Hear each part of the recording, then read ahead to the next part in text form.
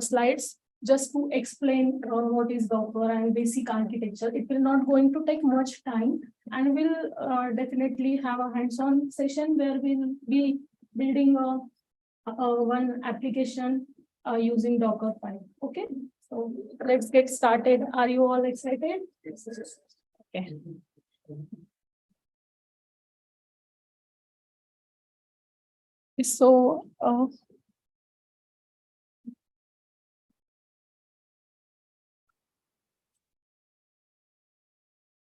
So today I have only few slides. So need of container, VM versus container. Then we'll see advantages, then architecture, and then we'll be having hands-on lab. Okay. So first of all, this is Docker meetup. So what is Docker? So you might have heard that Docker is used to containerize application. This is provide containerization. So first moving ahead with Docker, just what is container? Forget about this IT, and we are here in Docker meetup, and just think about containers. We used to say like this is milk container and this is water container. So why milk and water are transferred from here and there in container? Because in normal temperature, they want some isolation. Temperature is different inside, and outside it is different. So that kind of isolation they get inside the container. Now come back to our Docker. So same way, we want our application running in isolated environment. Okay. So in operating system, we have everything, all of applications and libraries and binaries, but we don't want to deploy that in the same environment. Okay, so we want some isolated container, and that's why they are containers. Okay, so what is need of containers? So we can have n number of containers running on one host. Okay, so we can have multiple services running isolated from each other. Okay, and you might have heard microservice. Nowadays, everyone says, when we ask what is your tech stack, then everyone used to say, we work in microservice-based architecture. Our company has microservice-based architecture. So what is that? Suppose if we say we have an online shopping app, let's say Amazon. So they have one gateway for payment. Okay, one is for maintaining cart that we used to select, and so in the background they manage the cart. Okay, one is for payment, one is to maintain their products, right? So each one of these is different services. They have divided them in services, and together this form that website. Okay, so this is how microservice-based application works. So many services in the different containers. Okay, so suppose we have sometimes it may happen, I don't know about you all, but in college some application is running on her laptop and it is not executing on my laptop. So what is problem? There might be compatibility issues. Some libraries are not compatible with another one, or there will be version dependencies like that. Okay, so to avoid all those kind of problems, there is a containers, right? So what is so now when I started, I'm just talking about containers, right? So what is containers actually?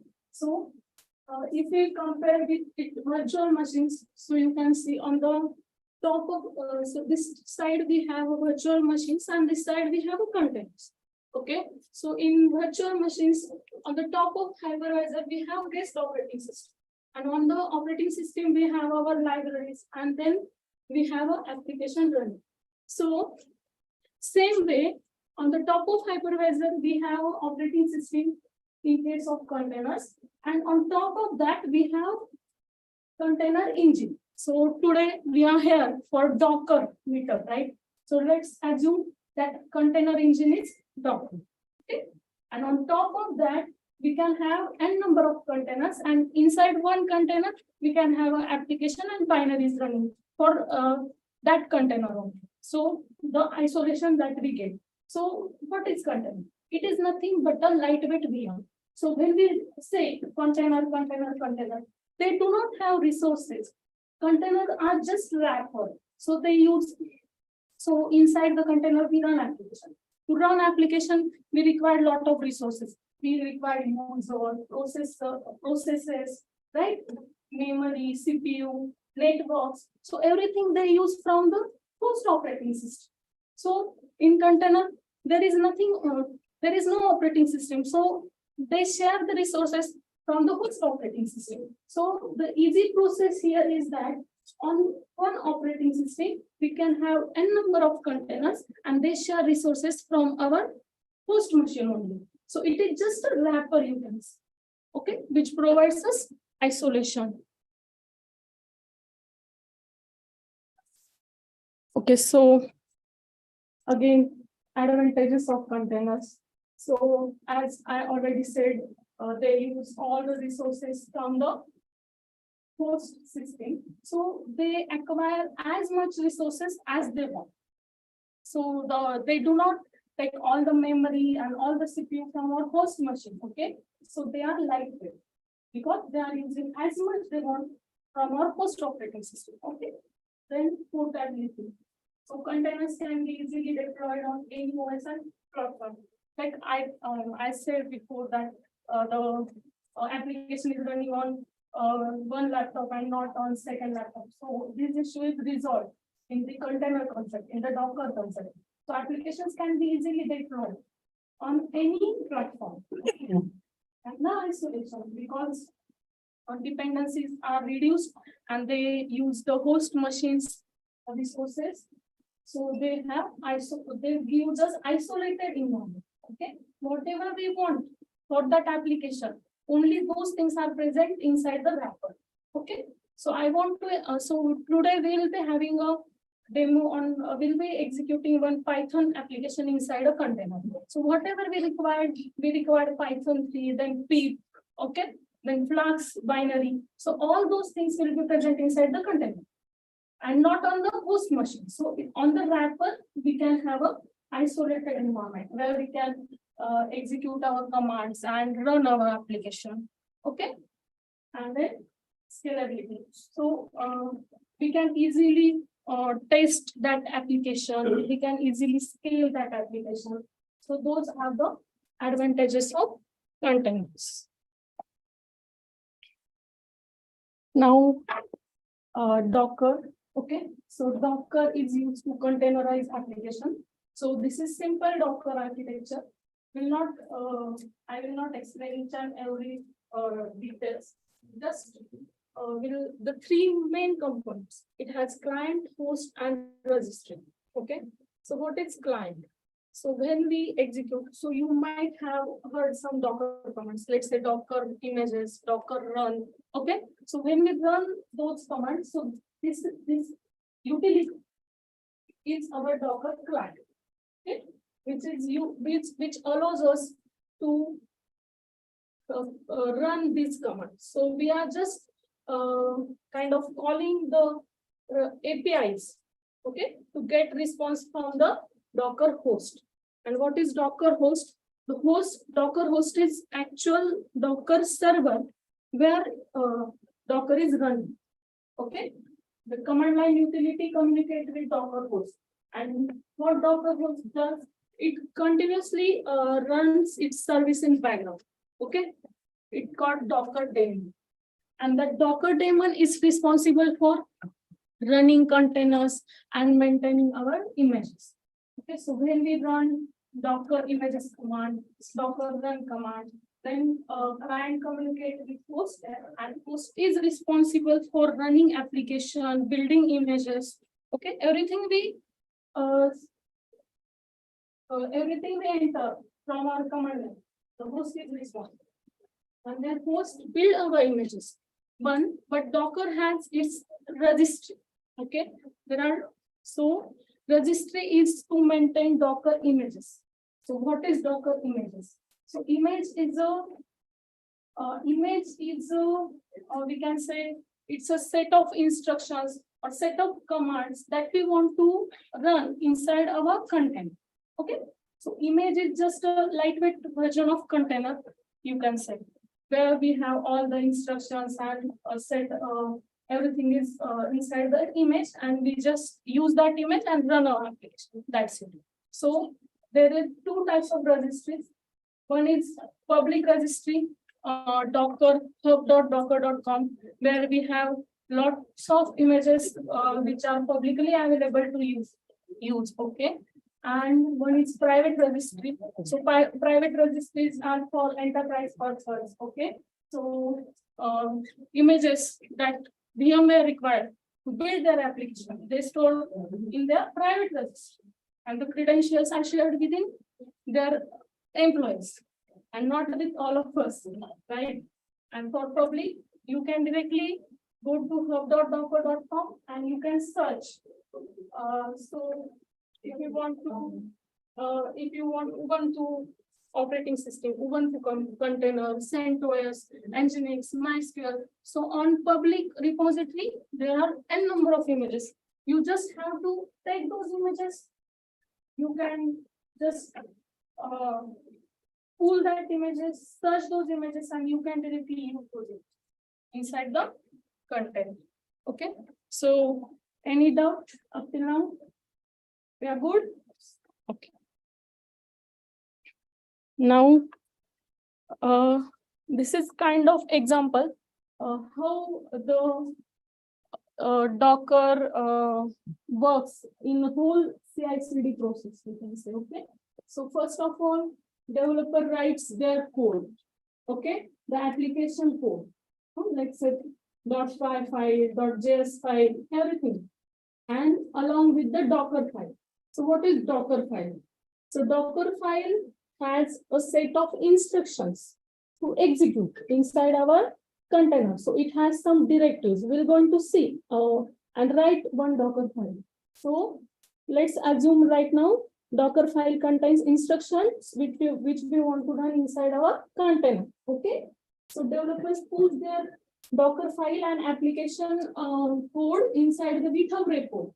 Then our CI/CD server, let's say Jenkins or any other TeamCP, what they do, they will pull those images, pull that Docker file, pull that application code, and build Docker image. Okay.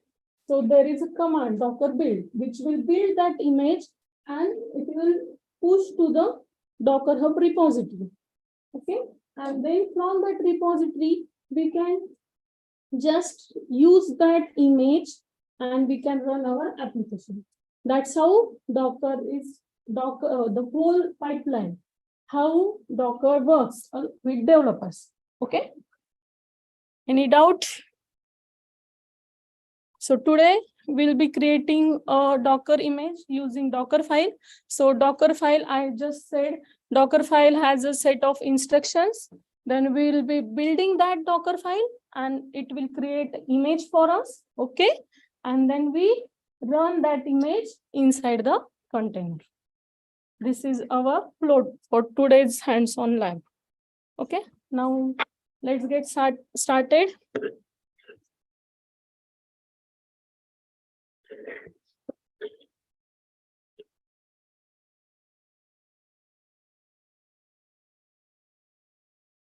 Okay, so here, so for installation, I have one document. Maybe Sagar will share this document with you later on. If you are new to Docker, then there are set of instructions are there to install that. Okay, now I have installed Docker already. So these are some basic commands.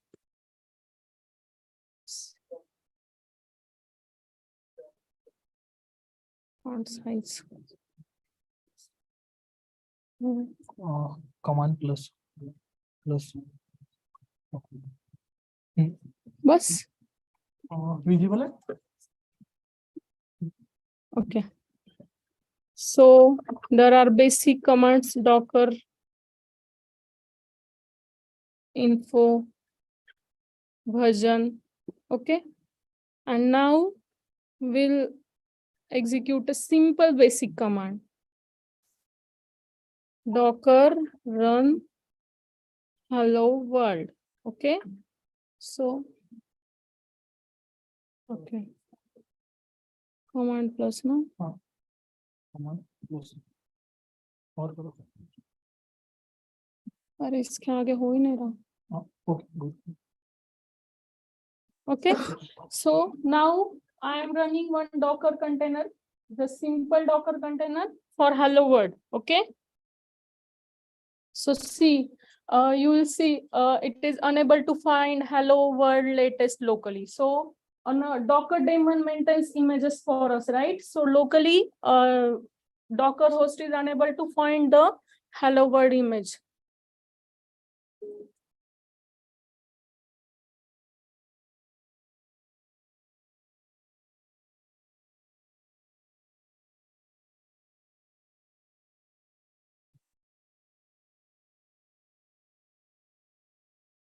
Network.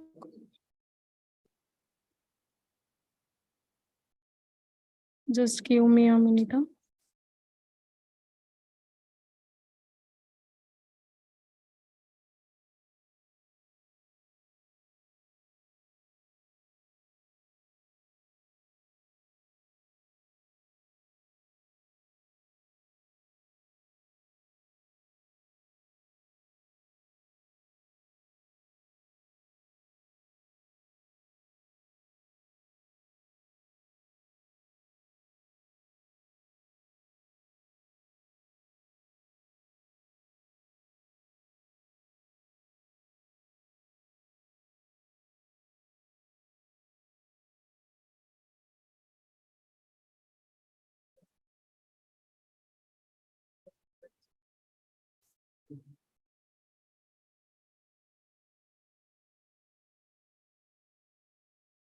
Two minutes, guys.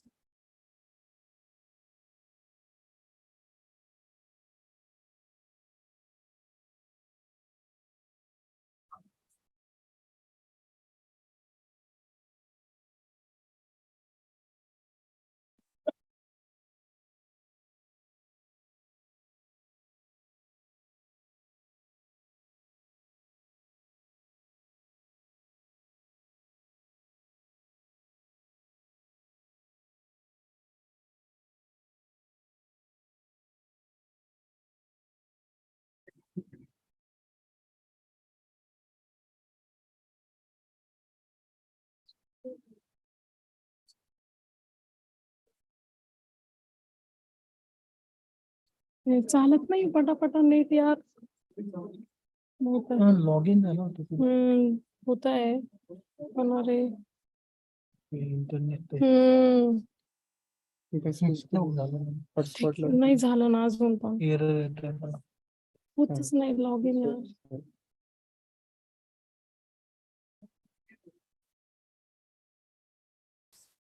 हॉटस्पॉटला switch कर. हॉटस्पॉटच आहे. सागरला करू का? Let's try. कुठं गेला password? नाही user नाही password.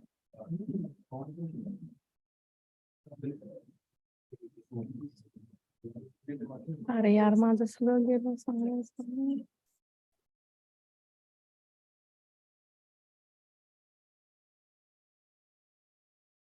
नाही रे नाहीच होत.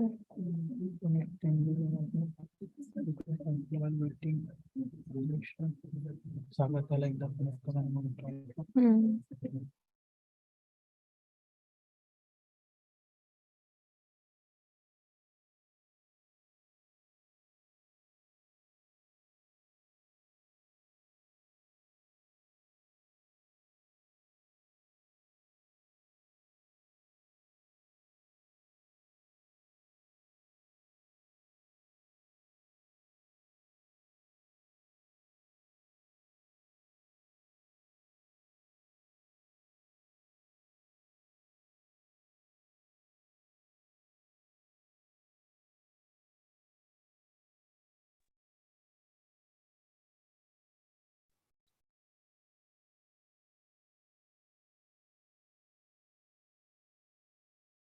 Okay, so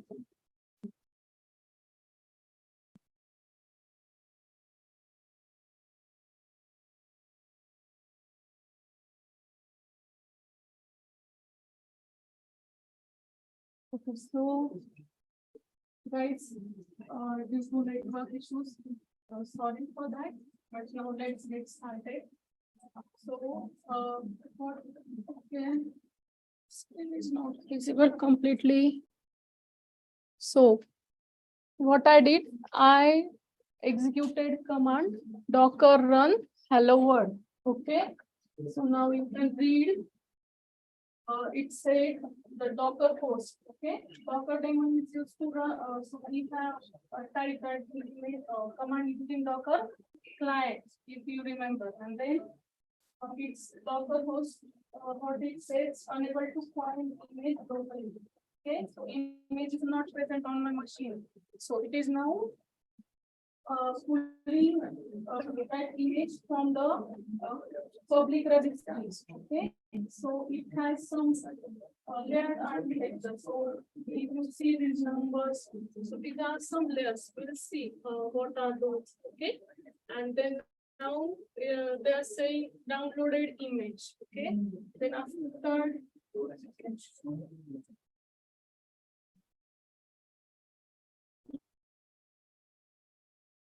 okay. So the image is now downloaded and we are getting the output hello from Docker, and they are saying this message shows that your installation appears to be working correctly. And to generate this message, so what is procedure? The same way I explain you architecture, they are saying that Docker client is contacted with Docker daemon, and then Docker daemon pull that image, and the daemon gives the response to this message in terms of output, and the Docker client then displayed that message to us. Okay, this is how when we run Docker run and image name, this is the procedure that is going to take place in background. Okay, so now they are saying to try something ambitious, you can run Ubuntu containers. So let's try. So the beginning command we need to start. You say, Docker run hello world. did we have to install it before that? Yes. I have a document prepared with installation steps or link. Can we share that if anyone wants to try right now? Yeah. Okay. Okay, so you can search on Docker docs and install Docker, and then you can check the Docker version, Docker info basic commands, and then first command I executed that is Docker run hello world. Okay. Does it consume the system space or does it install somewhere in the cloud? No, it Docker host is something that is going to install on our host machine. But when we are installing some containers, these containers are stored in our local system. Are they stored somewhere in the cloud environment? Yes, the public registry where everything is stored. Yes. Okay. Yeah, when you run these commands, Docker run or Docker build, there is a folder actually it creates on your host machine where the Docker contains. You can go to that, and whatever the commands you are running, so for each of the instructions in a Docker file, it creates one file inside that directory. And let's say you are creating another file, another Docker image with some of the instructions similar as the first one. So it will not create those layers or those files again. That's why these Docker containers are very faster. So it avoids those duplication of the layers as well. Yes, we'll compare this whatever Sagar told. We're going to actually view it on our terminal. Okay, later on. So now we are executing one container Docker run. So Docker run has multiple options. So if you see Docker run -- health, you will see more all the options for it. So -I it's for interactive mode, and -T we wanted to go inside the terminal. That's why. Okay. So it is saying that image is not present on my machine, so it will be downloading. Okay. and we are inside the container, which is having Ubuntu inside it. If you want to check, see etc. See how simple is it? It is just one command, and we are inside the Ubuntu container. Okay. Now, see here, you will see all the primary directories as well. Okay. So now let's get started with our application.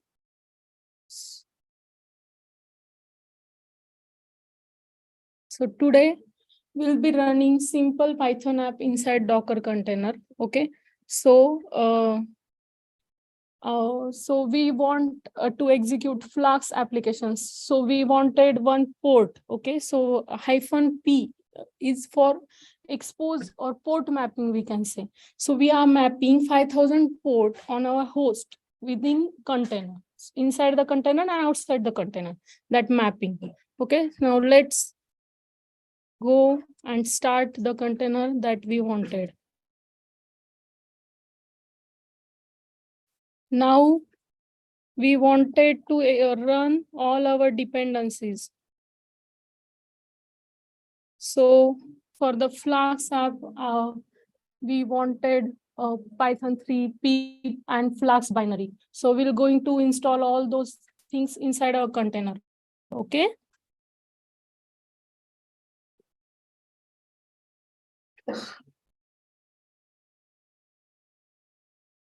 -IP might be pointing to some config files. No, interactive mode. These are options for Docker run command. Interactive mode with terminal. We want to go inside the container. That's why.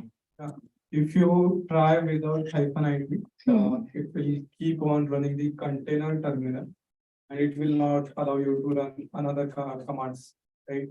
So just try आपको clearly समझ में आ जाए.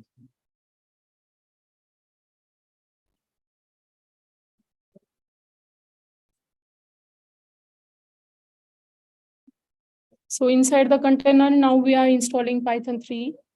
Okay.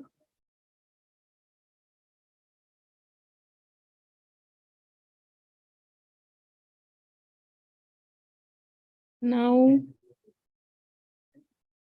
I think Python 3, then we want pip. And after that,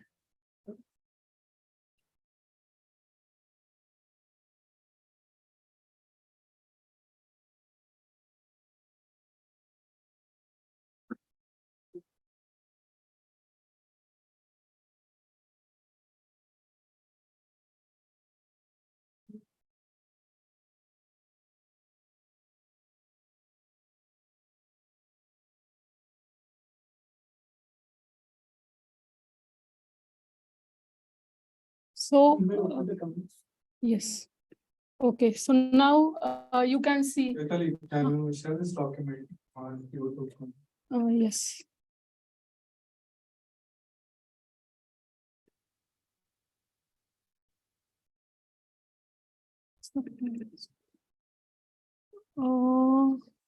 How to share that?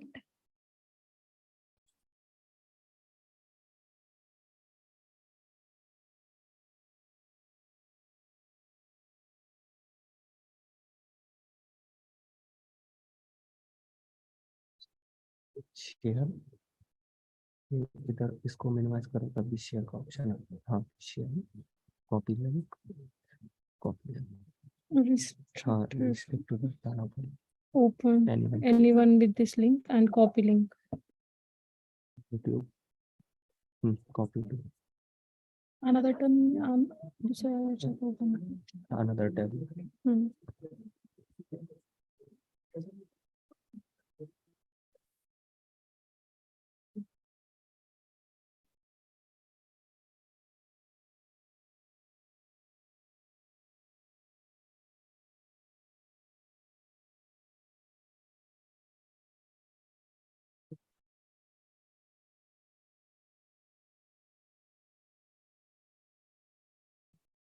This one. हाँ, यही.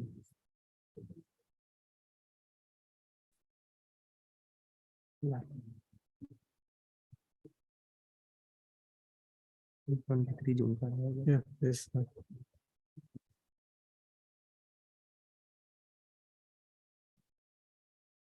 Okay, now let's. Guys, you can go to YouTube channel and check the live. The comment section where you will find the link for this document. Okay, so now we just installed Python 3. Now we are installing Flask. Okay, so now we are inside the container and we are installing all those things and we are waiting to installation get complete and then we'll go and run the application. Okay, so this waiting time. Okay, this is You reduced can go by to using YouTube Docker files because and Docker check the files live. has instructions. The comment section. In instructions, we'll just enter those Okay, commands so now we are doing right now, and it will automatically installed Python 3. Now we are installing Flask. Okay, so now we are inside the container and we are installing all those things and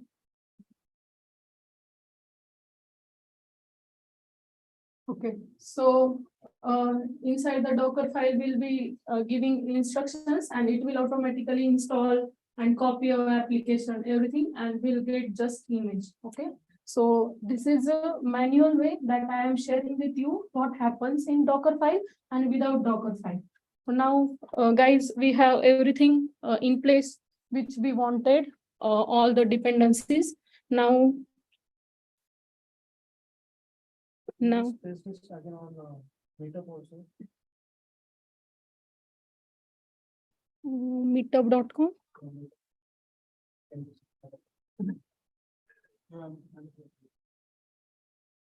Okay, so those guys are adding. Okay, so now we have to create our application. For application, I have. Okay, so this is the simple application .py file that we are going to execute and which have the simple hyphen which will gives you welcome message and then hyphen slash docker slash commands root and it will be giving us few docker commands. Okay, this is the simple application that we are going to execute inside our container. Okay, so let's copy this code. Again, this is also shared in my GitHub code, okay, and the link is there in that document, so you can copy. Now let's go to py app.py. vi is not found, okay. Installing.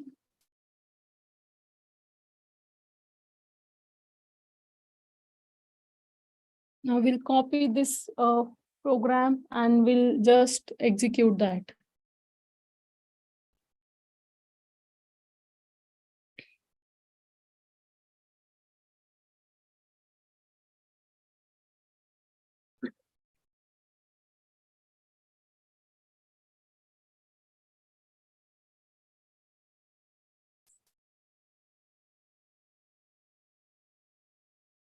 Okay, so this is how the Flask application will be running using this command. So app.py Flask run on host 000 and port is 5000. We already bounded port while executing Docker container, right? So inside the container port is 5000 and outside the container it is also 5000. Okay, so let's run this application. Okay, so we are viewing that the application is running now. Okay, now let's go to browser and test it out. See, are you able to see welcome message? Yes, now what is our root? /docker /commands. Okay, so now let's add that and you can view the output. Okay, now whatever I did right now inside the container, all those instructions we are going to write inside the Docker file and we are building that the Docker image. Okay, any doubt till now? Okay, so now I wanted to show you few commands. Okay, so if you see Docker images, sorry, I am inside the container. Now I am on my host. So if you see Docker images, we have Ubuntu and Hello World, which both the images we are used up till now. Then if you see Docker PS, then it is not giving any output because right now there is no container which is in running state. If you see Docker PS-A, then it will gives you list of all containers which were running before, right? Okay. Now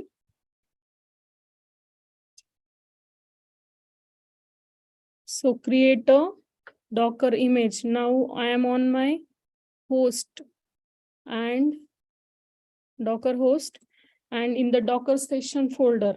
Okay, right now here is nothing, but we want our app.py, which will be required to copy inside the container using Docker file instructions that I am getting it right now.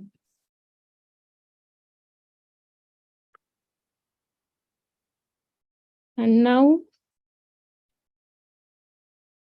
we want our Docker file. So see, this is our simple Docker file. So Docker file has set of instructions. Okay. So those instructions are called Docker directives. Okay. So before we are starting container, we want some base images, right? So let's say we want to run MySQL inside the container, the base image of MySQL. Now we wanted to execute our class application, which will be building using base image Ubuntu. So like that, CentOS, Nginx, MySQL, those are base images you can see. Right on, we will add dependencies and application and it will form the image as per our requirements. So next directive is run apt-get update and apt-get install Python 3. So right now we were executing those commands and we are waiting to complete those commands. But now we don't have to wait. We are just writing our instruction using run directive. So run directive is what it does.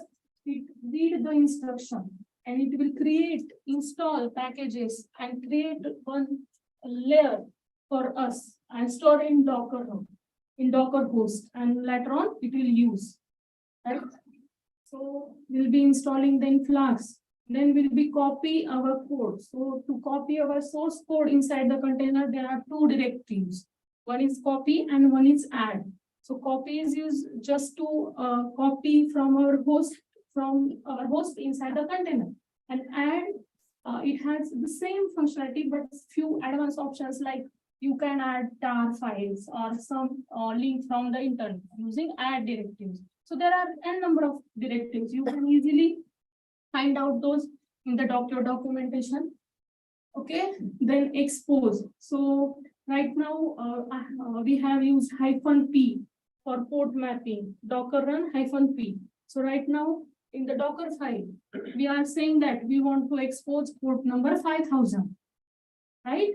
So expose is for to expose the port and entry point. So entry point, run and command, CMD. These are the three Docker directives which are used to execute commands inside the container.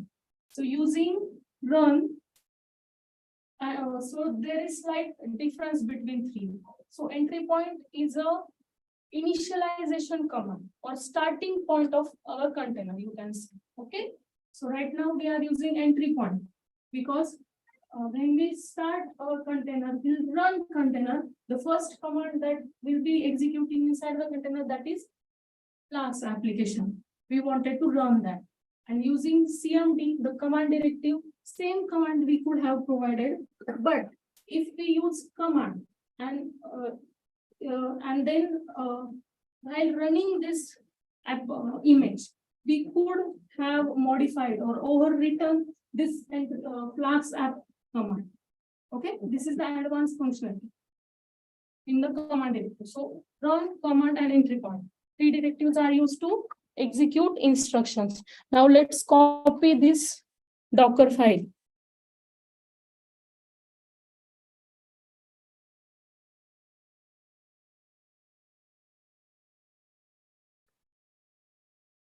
Now vi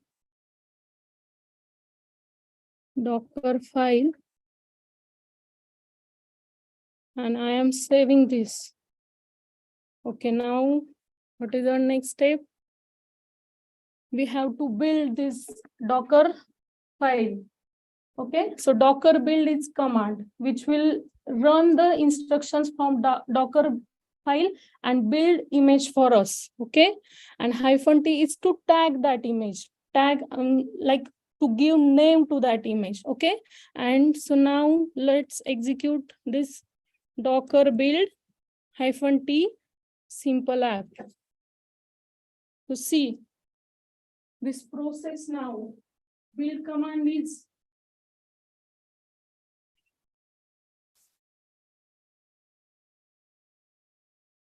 see this process. Okay, so build image within 5 seconds. So we have installed our commands apt-get, apt-install, then copy app.py in the opt.py. So right now it just takes 5 seconds. Why? Because run apt-get update and install by everything is stored in a host. Okay, in layer format, and they are using from that layer. And final image is here now. Now we just have to see Docker images.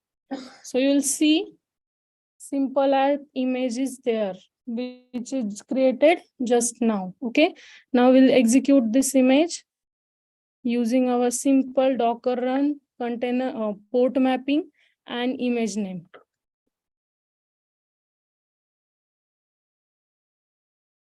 Now let's see. Okay.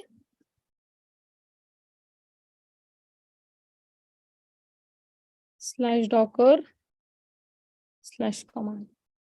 So this time using Docker file, we get image within 5 seconds and we just executed Docker run command and our application is running, right?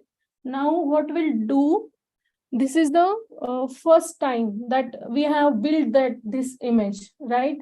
Now we'll modify our application. We'll add directives as well here. Okay, so I have code ready. So if you see, I have added only this route, /docker/directive. Now what we'll do, just exit from this container. Sometimes it takes time, so there is one more command. Okay, now if you see Docker ps command, you will see the simple application is running. Okay, and now we want to stop that. So Docker stop container ID.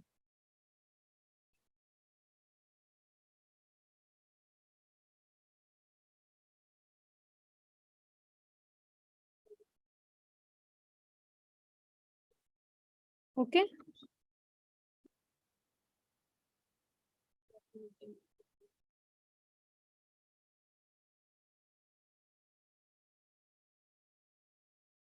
Where is our Docker session?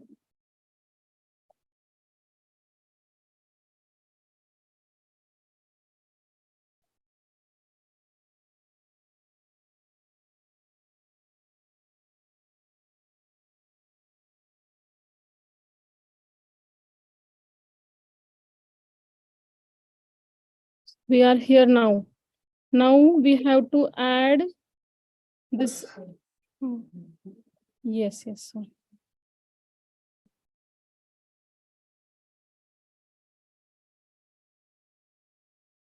Okay.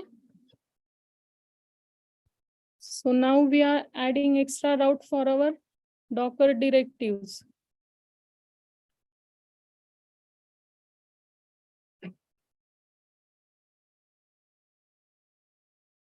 And we have Docker file as it is because we are just copying our app.py inside the container. Okay, so there is no change in Docker file. Now we'll just build this version 2 of our application. Okay. Okay, so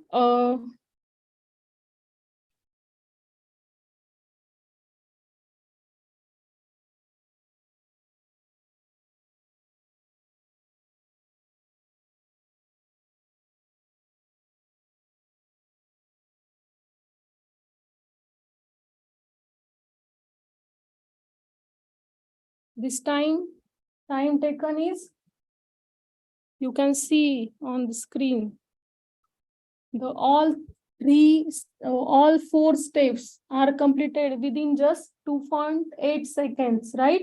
So why it took so much less time? Because the instructions are, we are building this image second time, okay? And Docker has its layer mechanism and catching mechanism. So run apt get install pip, whatever we did using that command, that layer is stored inside the host.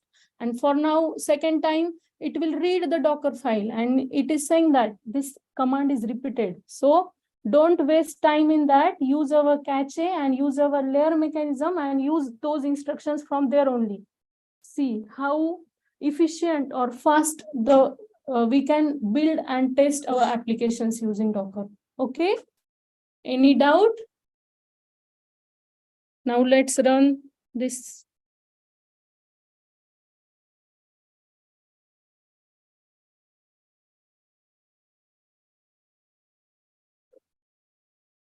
Okay, now along with our Docker commands, we have separate route for directives.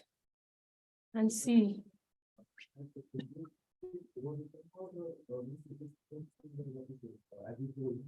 Yes, yes.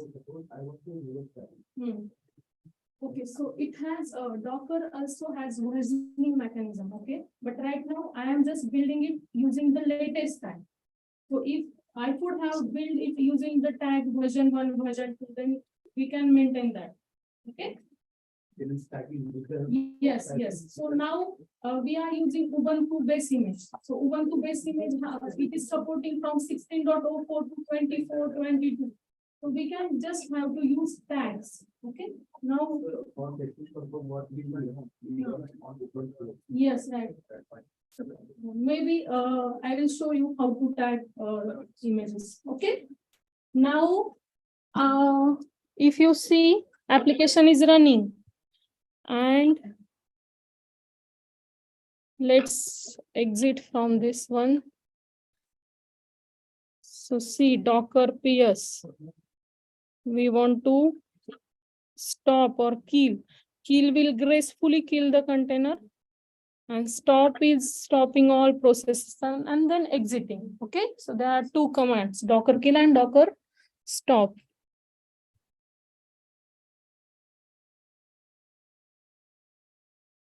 Okay, now if you see Docker images, then you will see simple app. Now I want to push this image to my Docker Hub repository.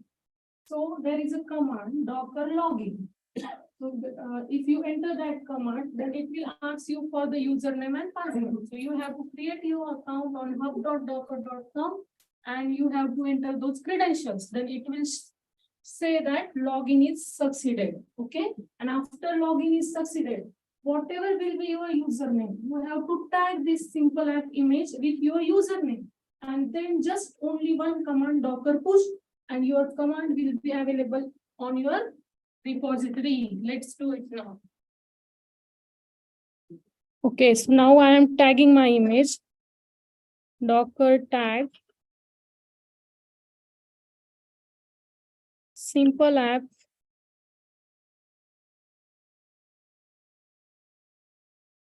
Docker tag simple app using my username and simple app. So right now, if you go to my hub and you will see my repositories. Okay.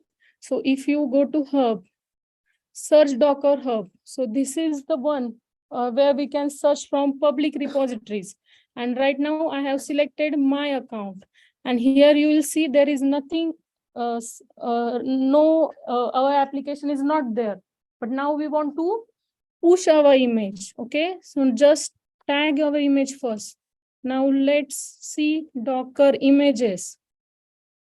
And now you can just Docker push and this image.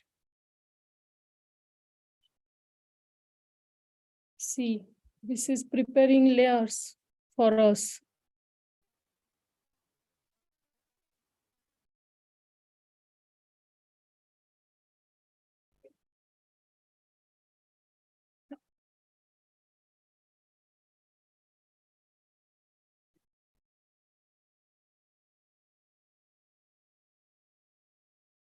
It is saying this push refers to docker.io, my username, and simple app is repository. Okay, so in that repository, our image will be getting pushed now. Similar to the gate. Huh? This tagging looks like similar to the gate that would be. Yes, yes. Now I will add that as well. So now I will modify our app.file application file and will push second version of our image into the repository. So you can see how we can take the version that we wanted from our image. I think there is some network issues that's why it is taking time.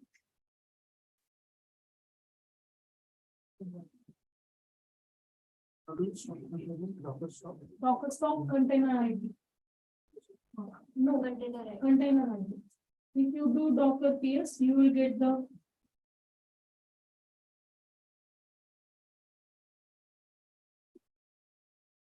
What are the things that is happening right now? huh? What are the things that is happening right now? Push. So we are pushing our image. So the instructions and images are stored in layer format. So it is taking that and pushing. I think I am connected to Sagar's hotspot. Where is it? You are here, right?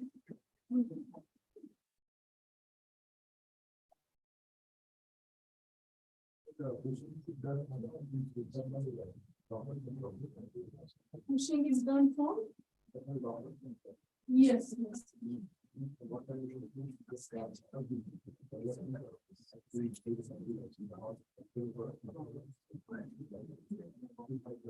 Yes.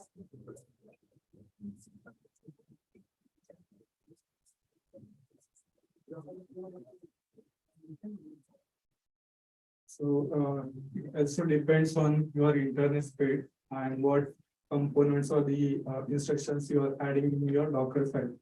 So the cache mechanism you should write. Yes. At each layer, it creates a different, for each instruction, it creates another layer. If there is a similar layer, it will not, if it is similar instruction, it will not create a duplicate layer for you. And in Docker file, you can create a multi-stage Docker build. So whatever the components you don't require for the later stage part of your Docker image, you can remove those. The actual size of the Docker image will get smaller and it will become faster. There are, we had that session how to reduce Docker file size image, and that will help you to build your Docker container faster. Okay. So image is pushed now. If you see, you'll see simple app is here. So see here, tag name. So like right now, we do not add a tag. So by default, the tag is latest. Okay. So we can have V1, V2, and number of versioning based on that image. Maybe you will be covering that tagging, right? Versioning. Yes. So he will be covering the versioning. So the simple application you can easily run, deploy, execute using Docker. Those are simple commands, and it was simple application. I hope you all understand. Any questions or doubts?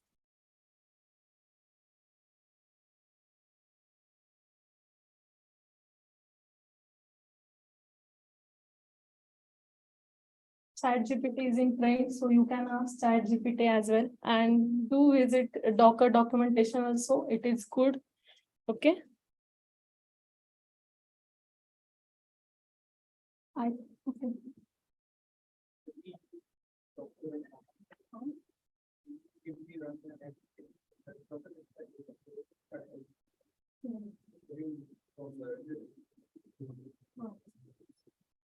I'll repeat. When we run application in web browser, it's like localhost 3000. But in the Docker and command, there are two ports that are running. So 5000 colon 5000. So first port is, one is for the inside, one is for the outside. From the inside 5000, we are mapping on outside 5000, inside the container, outside the container. That is how port mapping works. Thank you. So if you seen that architecture of the Docker, right? It has the Docker host installed, and उसके ऊपर हम Docker container run कर रहे हैं.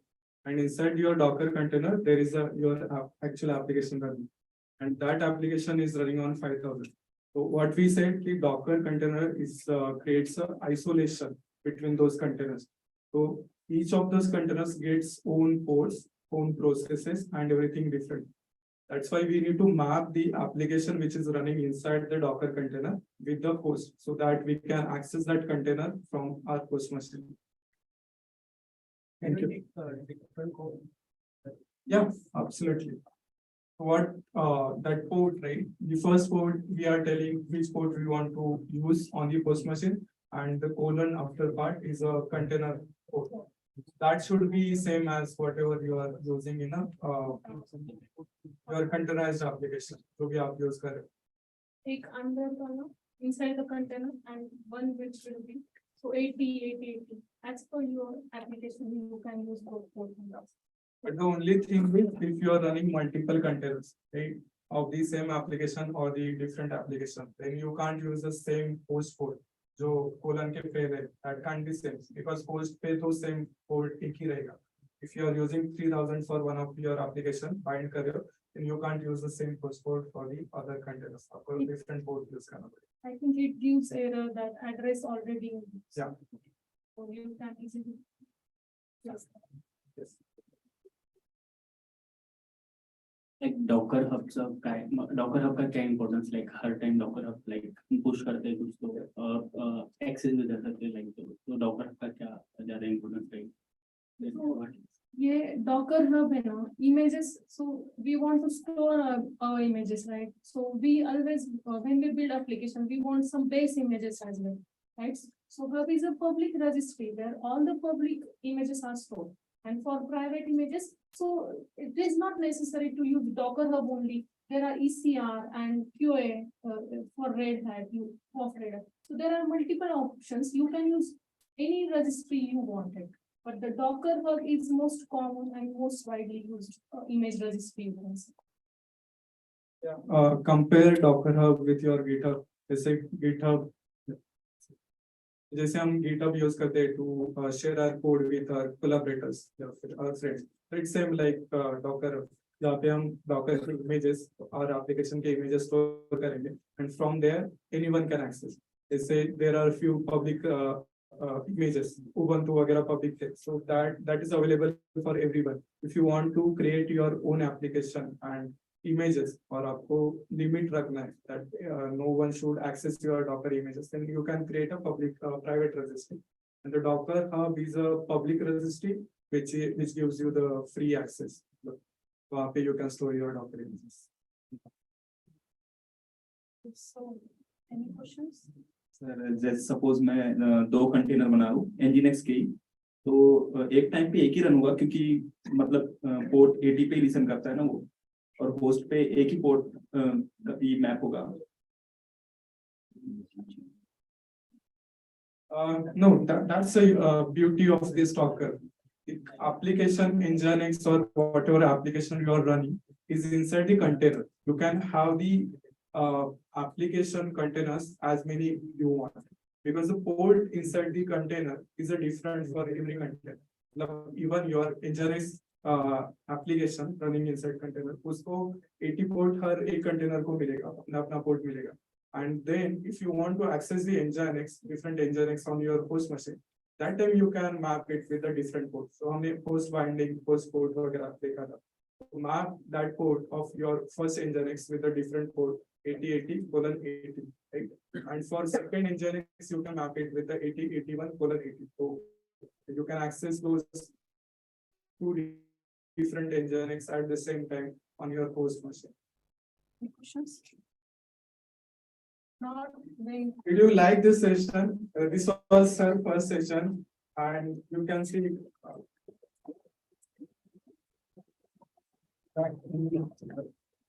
She was saying that this is my first session. She was little nervous, but when she started explaining things, इतना detail and very beautiful. मतलब simple कर दिया जो भी Docker है. I'm sure beginners के लिए बहुत useful होने वाला है. Right? Thank you so much, Chaitali, for this wonderful session. And thank you, all of you, for coming on Saturday morning. And also, I would like to thank Liam here and Sagar for creating such events, which will be useful for learning for us. Okay. Thank you. Now I will stop my container and Akshay will run his container with all of you. Okay. Okay, thank you. You can connect me on LinkedIn. My name is Chaitali, surname is Potla. Okay. Yes. So our next speaker is Akshay. Chaitali ने पूरा basic cover कर लिया है, how you can containerize Python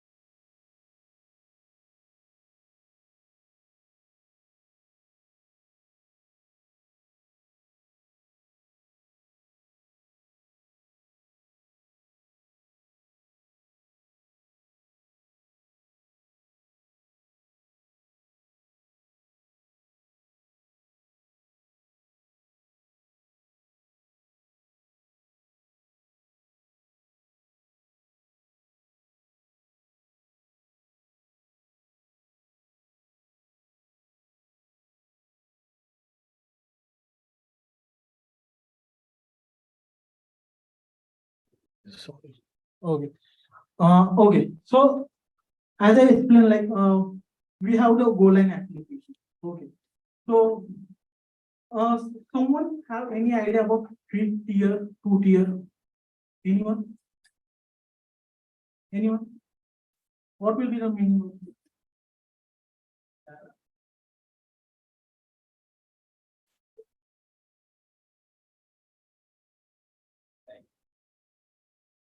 Okay, so he's saying that 3 tier architecture used for the secure networks. Okay, maybe in the banking domain. Okay, so some way he's right. Okay, but 3 tiers or 2 tiers. Okay, first we will talk about 2 tiers, then we will go for the 3 tiers.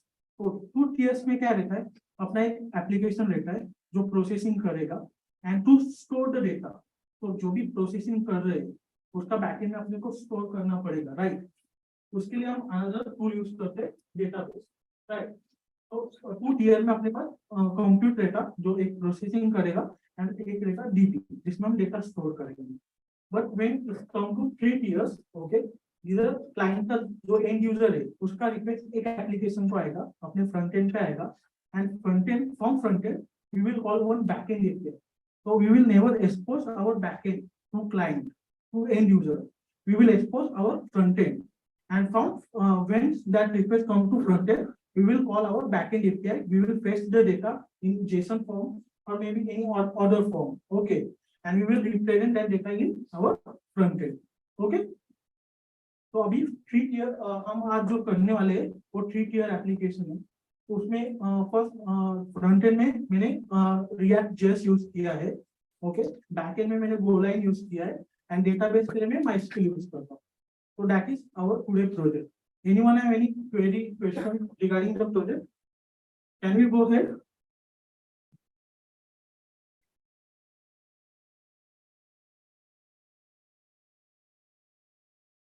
Okay, so now if you want to try out the things with me, okay, you can scan this QR code. You will get the repository link. Okay, I already dockerized this project. Okay, first part without Docker, maybe you are not able to try on your machine because it requires some prerequisites, right? You require Golang, you require Node.js. Okay, if that not install on your machine, you are not able to run that code on your local. But if you have Docker installed, the second part, when we Dockerize this application, you can able to run this complete project on your system. So you can try second part with me. Okay, if you want, scan this QR code, you will get the repo link. Done? Can we go ahead?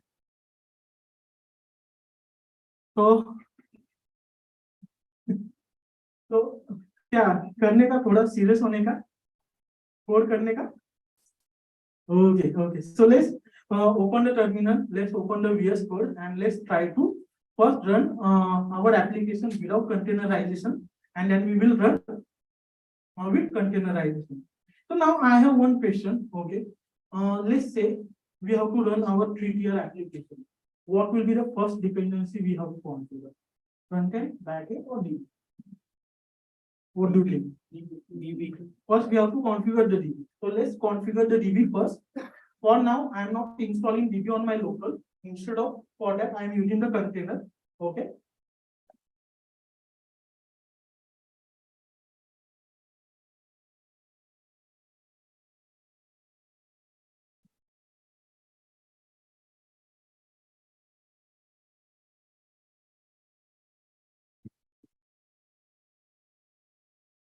Okay.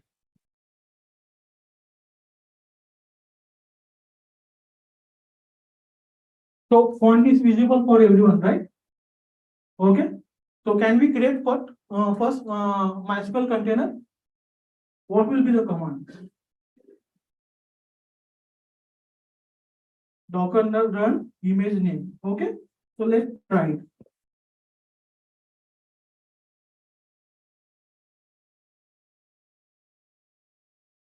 I am audible, right? Okay. So I will explain this command quickly. Okay. Docker run -d. I want to run this service in a background, okay, as a daemon. So for that reason, I pass -d, name. I have to give some name to this container. For that, I use that option. Then -e for the environment variable. I have to set database name. I have to set root password. I have to create one user. Okay, I have to set the password for that user. So for that, I use -e. Okay, then I use -v. Why we use -v? For volume mounting. Okay. Now, anyone tell me like why volume mounting required when it's come to database? We have to store the data, but let's say we not do mounting. Okay, we direct run without -v. We run the container. Okay, so our data will be lost once that container. Okay, so for data persistence, we require volume mounting. Okay, clear? So let me create the container. Enter. I not started the Docker daemon. Docker desktop. This will be the different when you work on a Windows and Mac and when you work on a Linux. In Linux, you don't require to start Docker desktop. It is directly service. Whenever you start your machine, it automatically starts. But in Mac and Windows, you require an application called Docker desktop.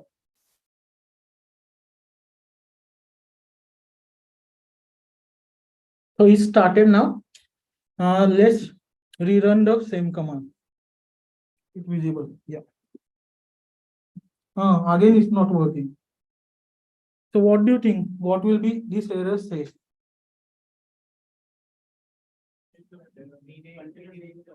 Container is already there. So maybe yesterday when I tried this demo, I not remove that container. So give me 2 minutes. I will remove that.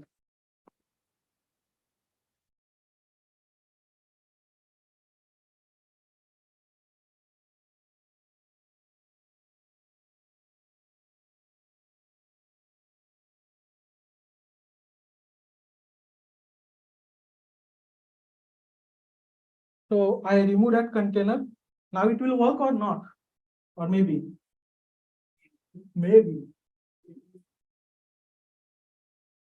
Yeah, it works. I think I'm lucky now. Okay. So now if we do Docker PS.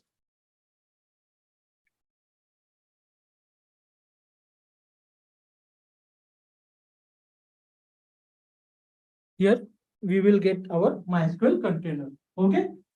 Now what we have to do next? We have to run backend.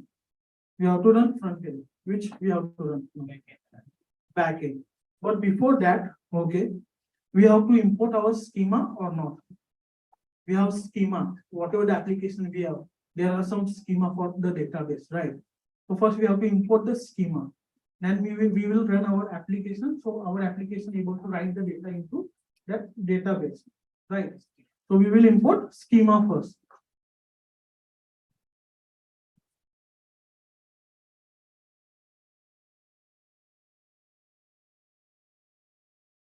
Okay, so here, if you see here, I have one directory called database, and in that database, I have one file called init.sql. If I open this file, you will find here schema. Okay, create table, table name. Then we have 3 fields: first name, second name, sorry, first name, last name, and email ID. Okay, and then I am taking some maybe unique key and primary key. Okay. And auto increment is added for ID increment. Clear? Can I run this command now? It will work.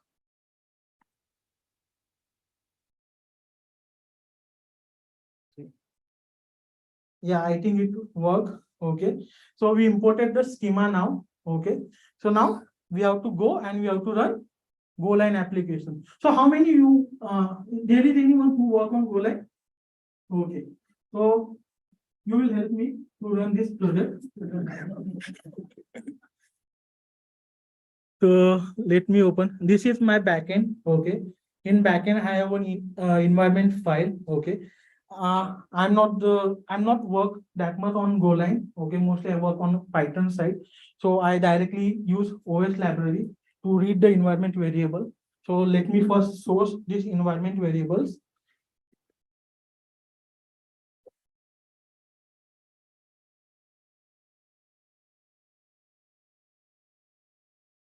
Source backend environment. It also not working. Okay. First we have to rename that file, right?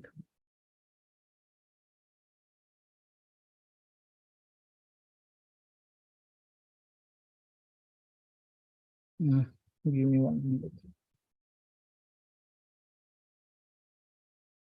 I'm sorry, why I'm going inside database backend.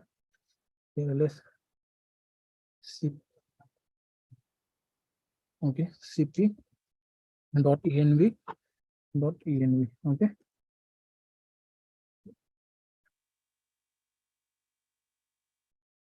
Okay, so I configure that environment variables now. Okay, we have this Golang program. Okay, here I use some modules. Okay, third-party modules. So what step first we have to do to run Golang?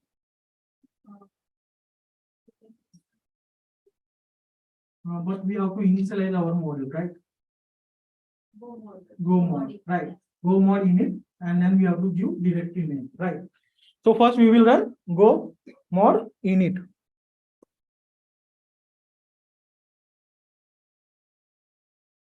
Go mod init backend. Backend is my directory name.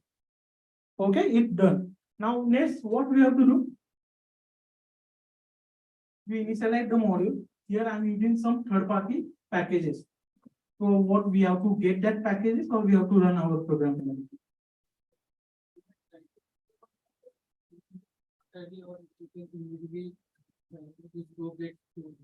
Okay, so so there are multiple options. We can use go mod vendor also. We can use go get package name. So we will use go get package name. So here I'm using 3 outside libraries. So let me get that library first. Okay.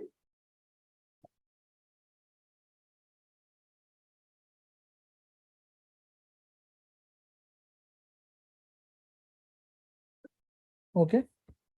So these will be 3 libraries: Mux, MySQL, and Go.env. So let me get these libraries. Okay. Now next, what we have to do? We have to build or we have to run?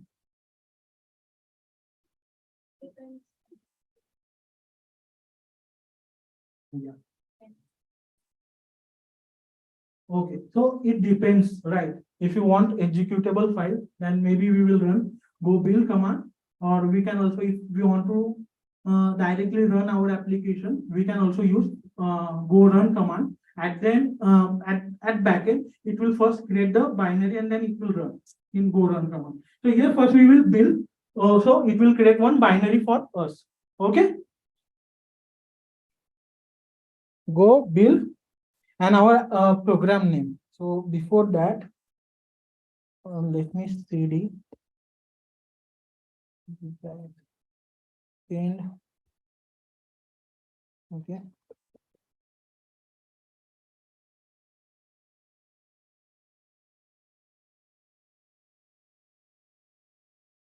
So you can see here, okay, one main file is created. Okay, above main.go, there is one file created called main. Okay, can we run this Golang application independently without front end? It will work. It will work, right? So let's run this application and we will see it will able to connect to MySQL or not. Okay. Okay, I'm already okay.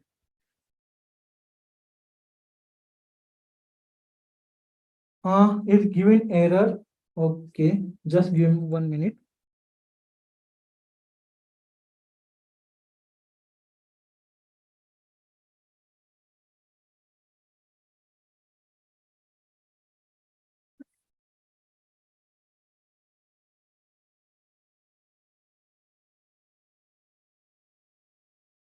So it started now. Okay. So let me open browser. Okay. Localhost. Okay.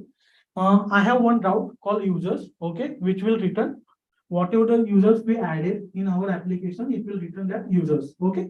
This is simple user management application where we add the users, we update users, we remove users. Okay. So hit enter, hit null, it return null. So it working or not? It working. It return null means it we get some proper response, right? Okay. Now can we run front end? आवाज नहीं आ रही है भाई.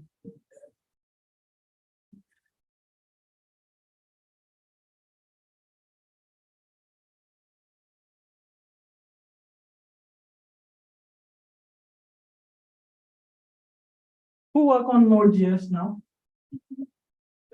So yeah, so please help me to run this application. So I have one React.js application. Okay. So now let me know like what first step we have to run. NPM. Proceed to backend, but I have very few less about the active. Okay. So only NPS and then. Okay. There are NPS. NPS is a package manager for Node. Okay. And also NPM is a package manager for Node. Okay. You can use any package like from both of you can use any single package manager. So here we are using NPM. Okay. So now when we create Node project, okay, there is one package.json file. Okay. So in that file, all the third-party libraries which we use, all are mentioned there. Okay. So we have to run first npm install.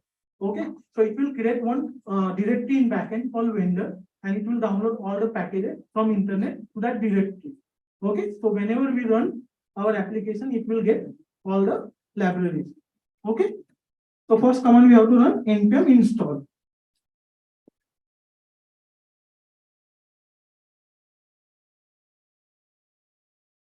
So it will download all the packages to local machine. Till now, anyone have any query doubts?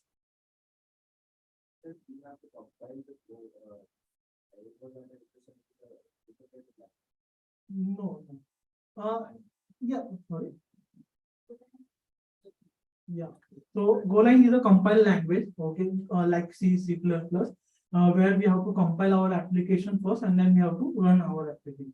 But they created some command line utilities. So if you run directly go run command, at the backend it will create the binary for you and it will run that binary. But at the end, it is compiled language, it always create the binary. Yeah. We call that MySQL. Oh. Image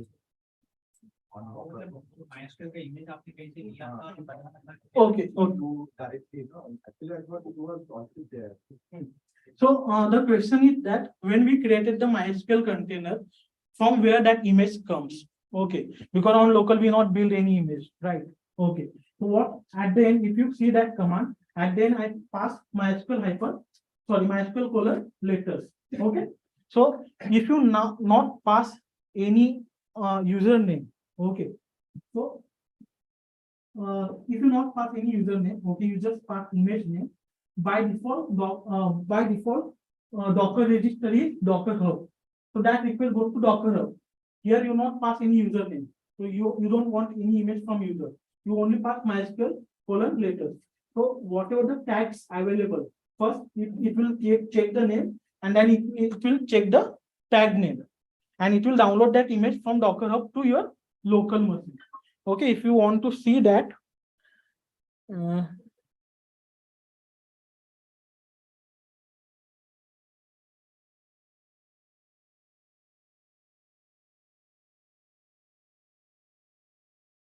I will open Docker Hub here. Here I will type MySQL. Okay. So we get directly official image. Okay, from MySQL. And if you not pass any tag, it will by default take letters. Okay, clear? Okay, anyone, any order, doubt, query?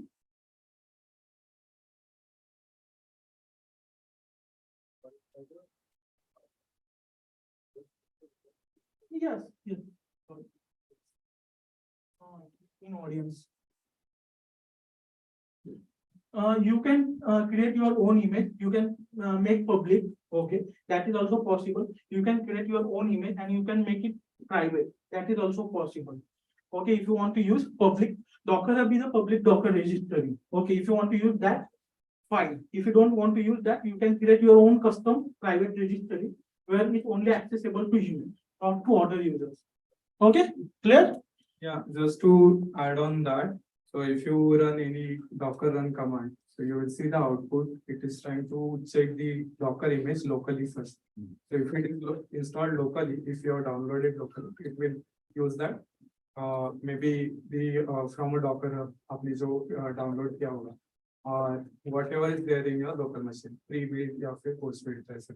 And if it is not there, then it will by default check for the Docker hub. Docker hub पे वो image check करेगा. That's the second step. If it don't find there as well, then it will give you that image thing. Yeah, I agree. If you want to run any container on your local, that image should be on your local. So if that image, as Sagar mentioned, if that image available on local, it will run from that image. If not, it goes to Docker Hub and download that image. Okay. So now we did npm install. What we have to next? Audit check. Okay, but we don't want to check the security. Fish. Yeah, thanks. Okay. Okay, but I think we don't need to run that command. That's not a mandatory. Yeah.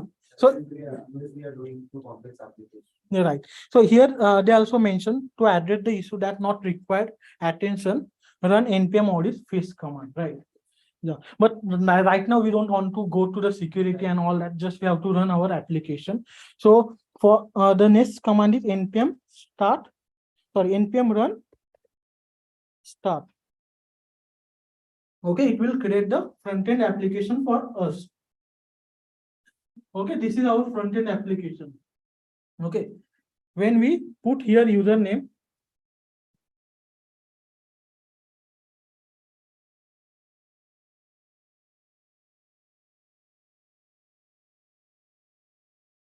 so can anyone tell when I click on the save button, what happens in the background? Okay, so yes, we will call insert API. Okay, whatever the API we started with the backend go line, that API is called. Okay, here routes. Okay, if you see route add hyphen user slash underscore add, so that call goes to whatever the route we define in our go line, the same route we define in a go line. So that call goes to that routes. Okay, and whatever the function we written in that routes, that function is called. So here this call goes to go line. From go line, whatever the user detail we pass from here, go line will fetch that details and add to database. Okay, so let's check. Okay, so here one user is added. Now if I run backend API directly without front end, can I get this user details? We will get that user details, right? So let's check.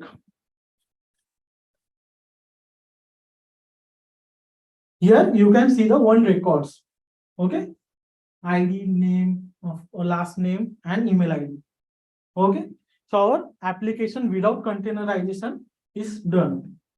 Till now, anyone have any query regarding the project? No query? अच्छा सिखा रहा हूँ मैं.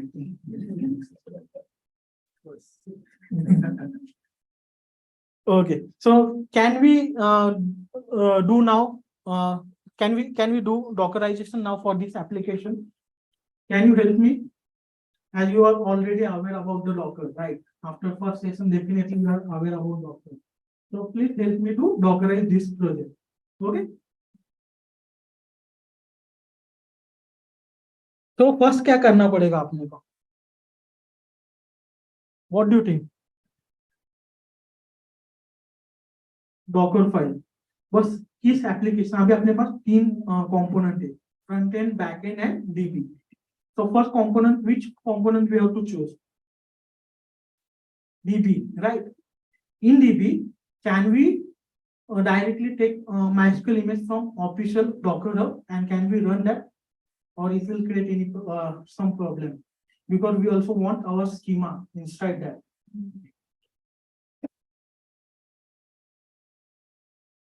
Right. If we take the official image, it will come with the default schema, but we want our schema, application schema, right? So for that, what we have to do? We have to get our custom Docker image. So let's try to create our own custom Docker image for MySQL. Okay.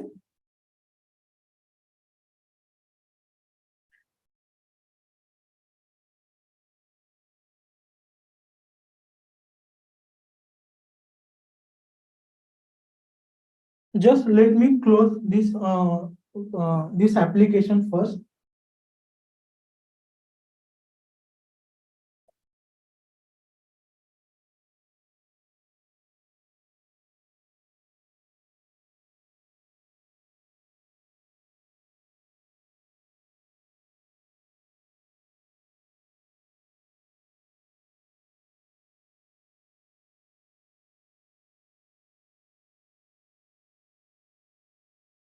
This will be good.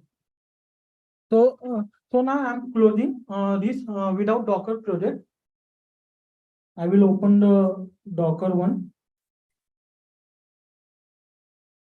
And here you can see that I created 3 separate directories. One for database. So whatever the file related to database, and we will save into this database directory. Then maybe it is Docker file, maybe our schema file. So all files we will save into database directory. All the files related to backend, we will save into backend directory, and all the files related to frontend, we will save into frontend directory.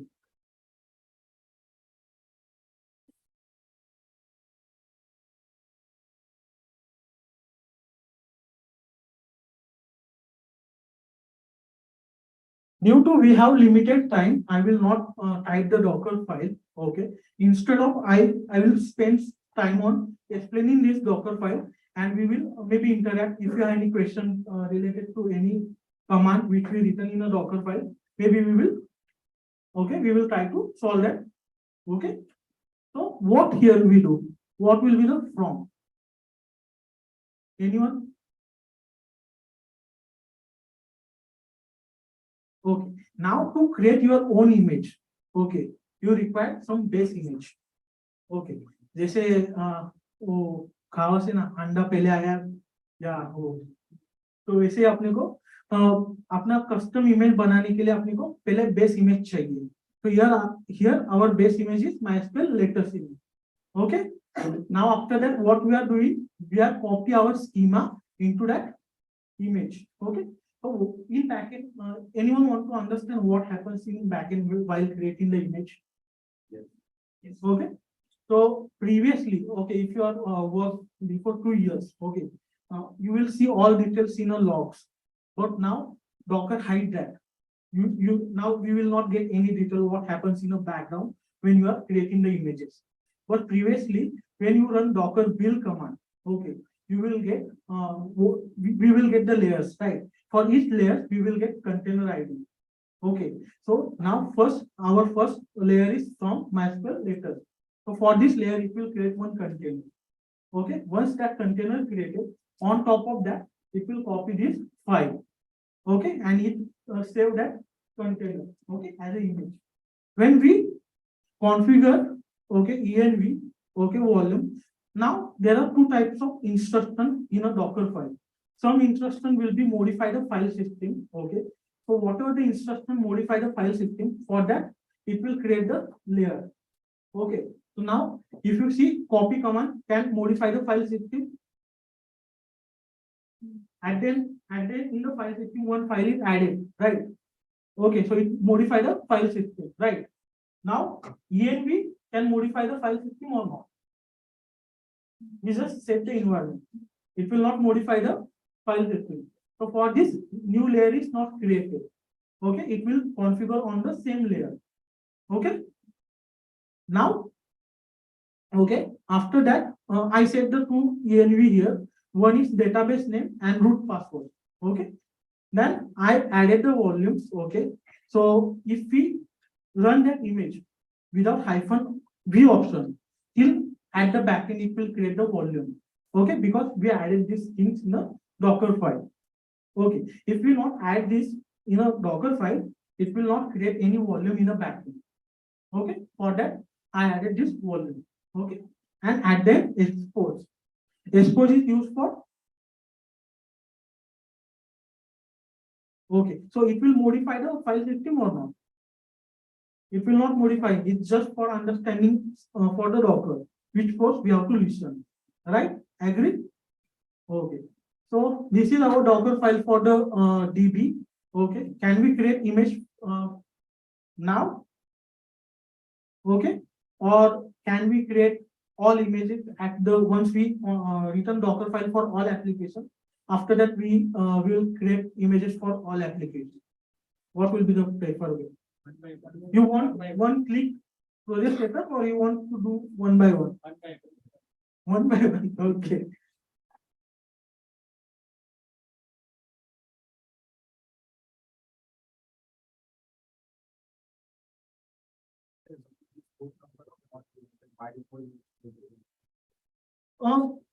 Well, there are two concepts. Okay here. Okay. एक तो हम container का जो application है उसको बता रहे हैं कौन सा पोर्ट ओपन करना है. Okay. That. And second is whatever the application inside in this image, what application inside running? MySQL. MySQL application run on which default port? 3306. Okay. So and then if you configure another port here in expose, it will not link in the backend. Because MySQL का behavior क्या है वो कौन से port पे चालू होने वाला 3306. But here हम दूसरा पोर्ट डिफाइन कर दें तो इशू किधर आएगा लिंकिंग में इशू आएगा. So to avoid that we will return into Docker file. Clear? Okay. So guys, we have some limited time. Okay. So instead of creating image for each application, at the end we will create the image for all three applications. Okay. Can I go for the next one, which we have to use now? Backend. अभी backend में हमने क्या क्या किया था कोई मेरे को बोलेगा मेरे को याद नहीं है अभी. What we did for backend while configuring on my local machine. Anyone less than what we did for Golang, yeah, backend. Just yeah.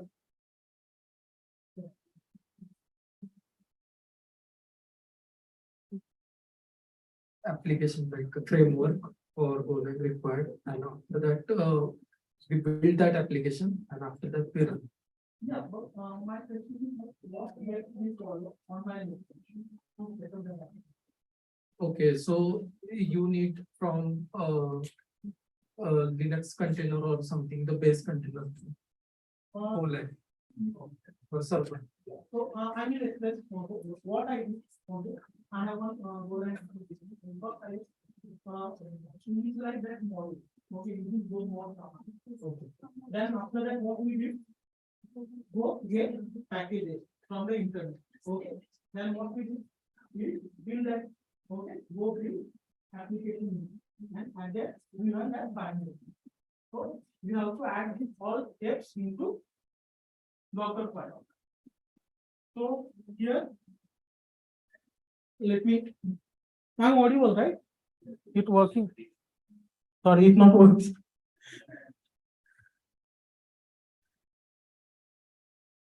So now Sagar mentioned about multi-test Docker file. Anyone work on that? Multi-test Docker file. तो अभी इसमें क्या होता है इसमें layers होते हैं. Okay, multi-stage मतलब मल्टीपल पेजेस है. ओके, तो फर्स्ट स्टेज में हम क्या करेंगे क्या करना चाहिए फर्स्ट स्टेज में अपने को अपना एप्लीकेशन बिल्ड करना चाहिए right. Okay, now once that binary created okay whatever the package we downloaded using GoGet that requires once our binary is created we require that packages? No, right? So, so for that reason, we will create two stages. Okay, in first stage, we will build our application. We will copy that binary. Only we will copy that binary into second stage, and we will create container from that binary. So what will be benefit we will get now? If we do this, size is reduced. So whatever the size of that binary, that is size of our container, right? Whatever the image we build from that container, that is the size of that binary. Clear? Okay. So here what I did, okay, here I choose one base image, Golang Alpine 3.17, okay, as a builder. So when you work in a stage, okay, when you work on a multi-stage file, you have to give name for each stage, okay, because you have to refer this stage in the next time. So whenever you want something from first stage, you have to define that name, okay. So for that reason, here we define name for builder, okay. So after that, what we did, we create one working directory, okay. So we create one /app directory, okay, and then we copy all files from backend inside the container, right? Then we did go more init backend. Whatever steps we follow on our local, we did the same.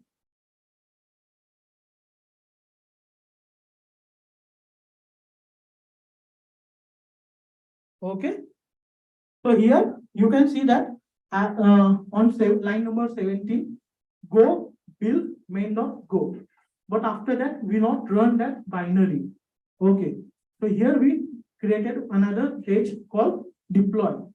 Okay. In deploy, we use Alpine image. Okay. Why Alpine? Lightweight. Okay. We want to keep our image as small as possible. So for that reason, we use Alpine. Okay.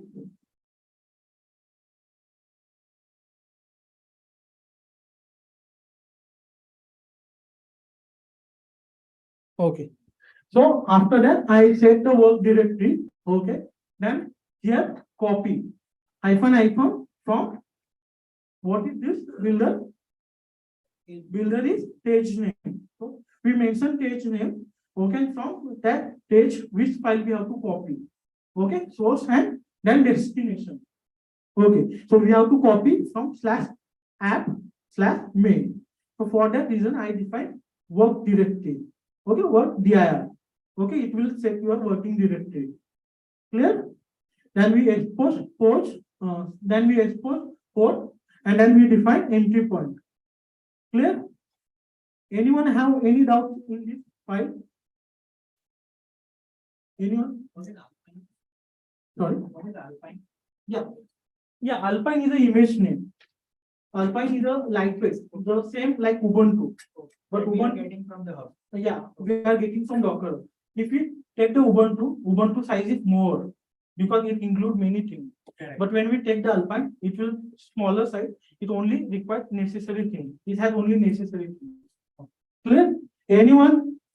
Yeah. Yes. That copy, what you taken before that, then how you means after building the that binaries, no? How you take that package? Copy dot means I not understand. Okay. So the question is that we not understand the copy dot. Okay. So whenever we run Docker build command. Okay. So from whatever directory we run that command, that is your current directory. Okay. So first dot refer that directory, and second dot whatever the default directory of container. Okay. So whatever the files from where you run that command, whatever the file inside that, all files copy into inside the containers. Okay. So instead of that, you can directly define file name main.go and doc. Okay. If you want to move file, if you see that on line number 5, what we did, yeah, we not created directory, we just set the working directory. Okay. So dot pointed to that directory. So whatever whatever we copy, that copy into /app directory. Okay, clear? Anyone, any doubt? Or can we go for the front end? Can we? Okay, great. Configure the UTXL data. Yeah, we just written a Docker file. Okay, what I said, once we understand all three Docker files for all three applications, like all three components, and we will run one Docker compose. Okay, and it will create the images for us. We can create the independent images, but I just want to show the automation to all of us. Okay, That configuration not required in this file. the init one. With the database. Yeah, that configuration is required. That init schema is required. Okay, we also mentioned that in a database Docker file. If you see this file,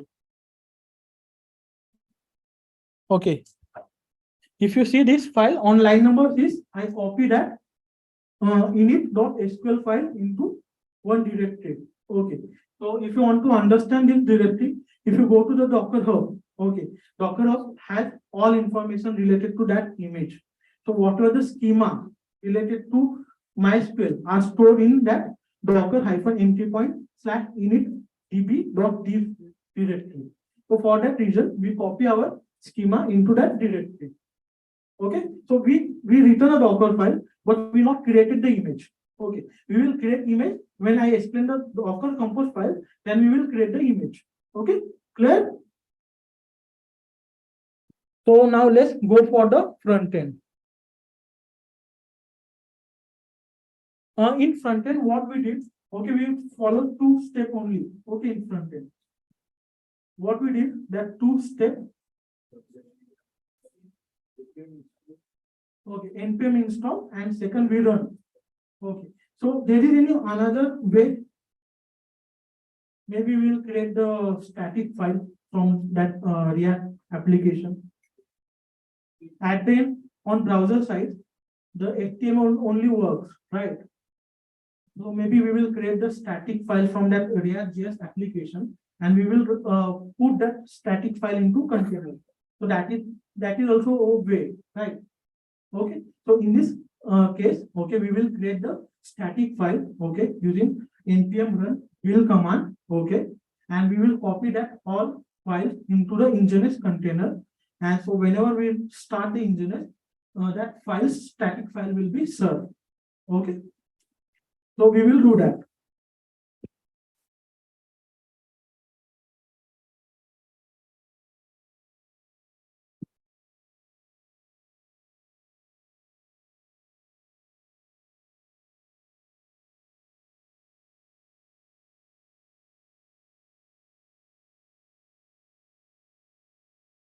Here, I have some questions.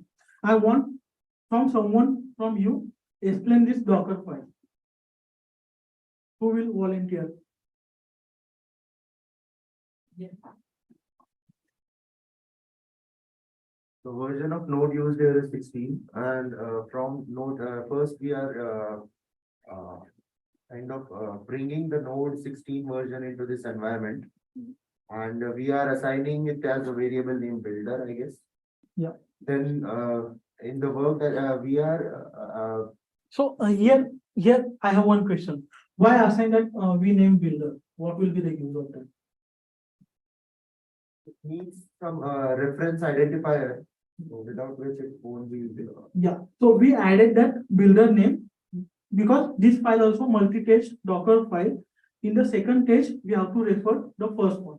Okay. For that reason, we added the name called builder. Now we are saving the app work directory. Whatever the code we have written, it would be inside the directory called as app. Again, the copy would be like. Just I want to correct here. Here we are the app directory not contain any code right now in the line number 5. Okay, that app not contain any code. We just set, so whenever our container runs, so default directory should be /app. So we just set that. Okay. Okay. Then Could you guide me with the copy again? I forgot it. Okay, so what copy do? All files, whatever the file inside our host directory, all files are copied into container directory. So now I already explained this point to you. So what will be the directory inside the container? Slash app, right? So whatever the files in our host machine directory, all file copy into slash app inside container. Yeah, from and to. Yeah, continue. Since all the libraries that are all the dependencies needs to be brought into this environment. So we are running on your line number 11. We are giving the command run npm install. Basically, npm install is native to the node environment. Then we are executing it through run npm run build. Here, the white space, whatever is written in white is basic command. We give it to the basic React framework as well. Okay, so when we run the npm build command, okay, it will generate the static file, okay, inside app directory, okay. Then in the second stage where we create the we will create the image using the Nginx container, okay. In that stage, we will copy that static file, okay, into the new image, okay, and we will build the image from that. Why we do this now?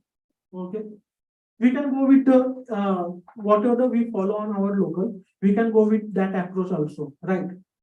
So, what will be the disadvantage of that approach, and what will be the advantage of this approach? Latency, okay, or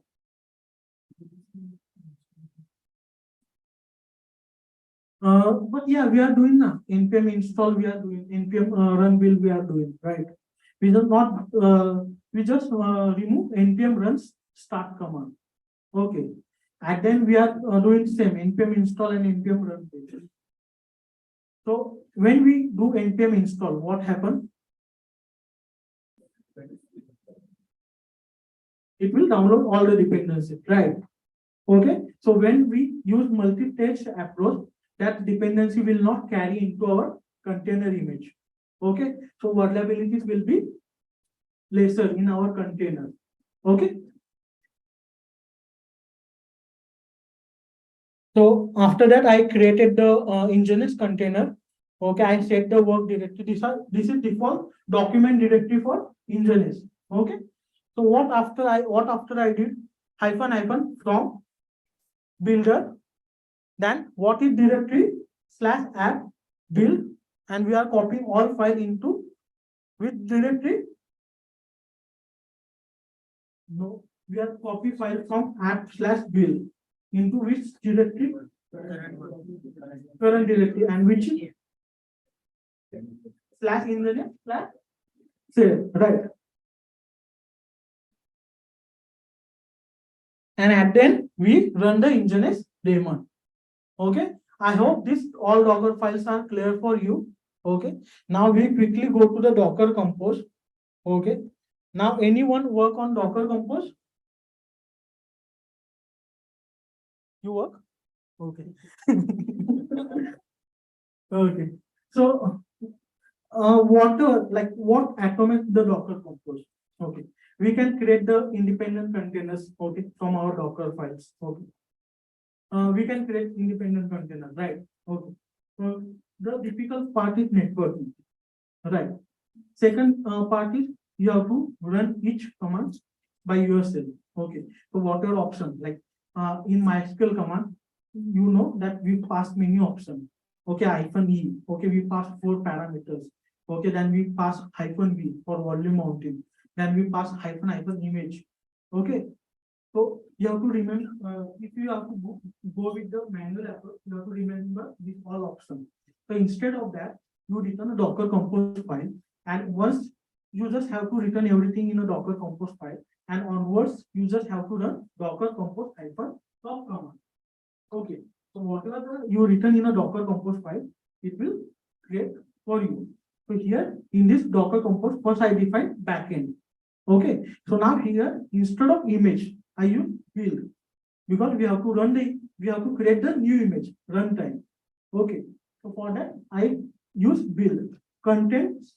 So what will be the directory? So in which directory I have to find Docker file. So this is backend directory, then Docker file name. Okay, then we define the environment, then port, and I pass the option restart always. If the container kills, it will restart automatically. Okay.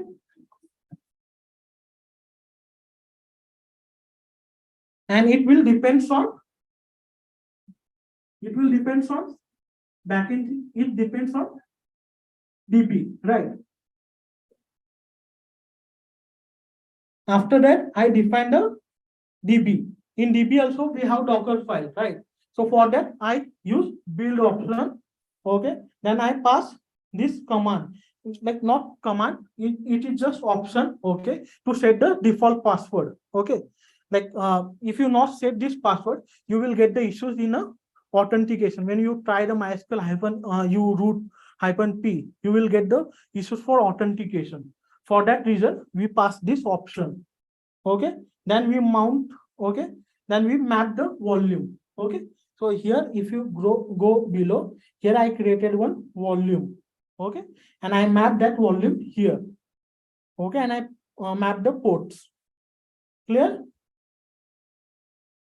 And at the top, I define the front end. Okay, for front end also, we want to use the Docker file. So for that reason, I use build option. Okay, then port number. Okay, and then depends on front end depends on back end. Okay, so now we will run single command and our complete application will be running. Okay, without any effort.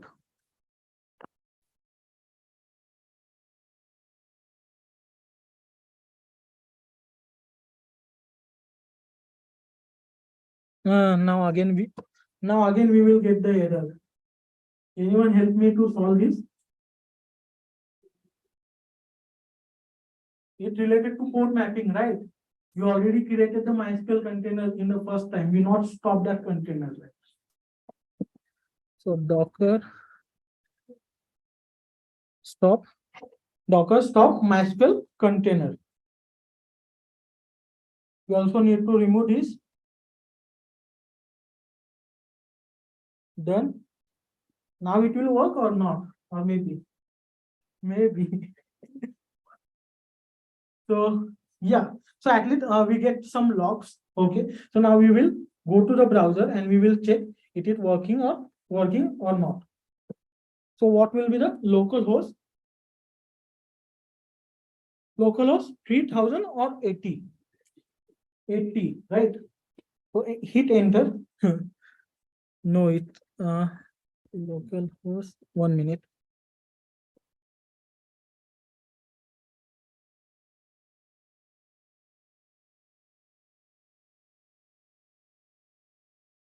Okay, so our application is open now. We will try to add user to check our backend is working or not. So user is added, so our backend is working. Okay. So the project demo is done from my side. Okay, if you have any question, feel free to ask.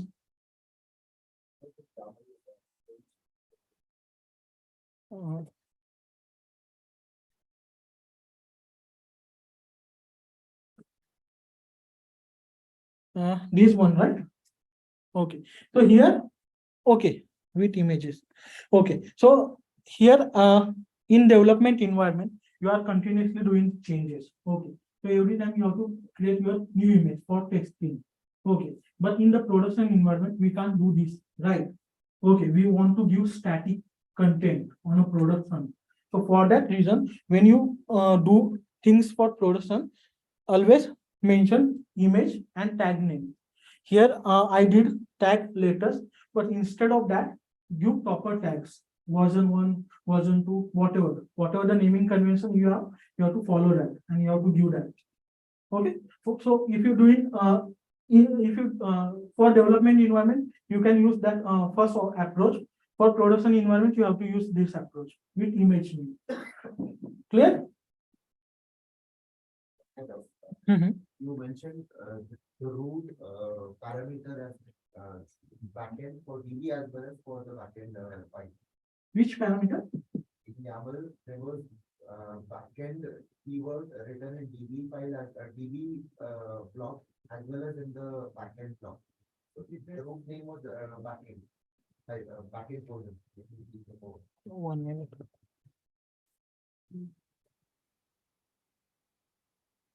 This will be the Slide number 24, 21. 21. Okay. Yeah. This will be the Backend. Even in the DB, I saw the same kind of the parent structure. Okay, No, but it has I DB. might- Okay. So why I did? Okay, I will explain here. Here, if you see environment, here I not pass any IP address. Here only I pass DB. So inside container, when you call any other container, you can directly use the reference of name. If you are using Docker Compose, if you do it manually, then it's quite difficult. Yeah. Yeah, for production, you can define .env file, okay, and there is one option called from file, okay, for Docker Compose, okay. Using that, you can read the environment variables. Okay, if you have to go for the secure way, then most like we not do this kind of deployment directly on production. We not go to on production. We can directly go with the Docker. We have the container orchestration tool for that. Maybe Kubernetes, Docker Swarm, or some other tools. Okay, so in that tools there are the mechanism to securely pass the environment variables. Okay. Akshay, question is like now, previously you ran the container with DB and you added one row in the DB. And at that time also the data was like option was persistent and the volume was mounted. And then you kill that container. Now you again ran the container. Now you added one row. So now my database will have two rows. No, because if you see, when I run MySQL container, I pass MySQL directly from my local. But when I use Docker Compose, I created the directory in, I can, yeah, I created directory. There is, I created the directory in the Docker file system. Okay, where lib Docker, if you check, there is one folder called volumes, and inside that volumes, I created that directory. And that directly mounted inside the container. But whereas when I run MySQL container, I mount the directory from my local. If you see here, let me open that code again.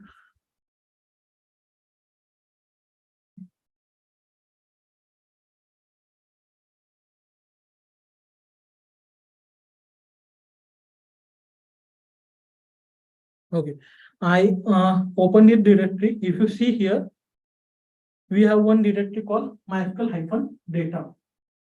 Okay, so whatever the data stored in the first time, stored in this directory, but second time in var lib Docker volumes directory. Clear?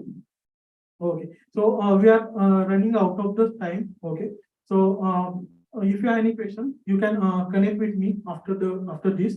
Okay, I will answer your all questions. Just before closing my session, I like to share few things. ये तो खत्म हो गया. Second, I have my YouTube channel. Okay, if you want to want content related to Docker, you can scan this QR code and you will get the videos related to Docker. Yeah. Thank you everyone.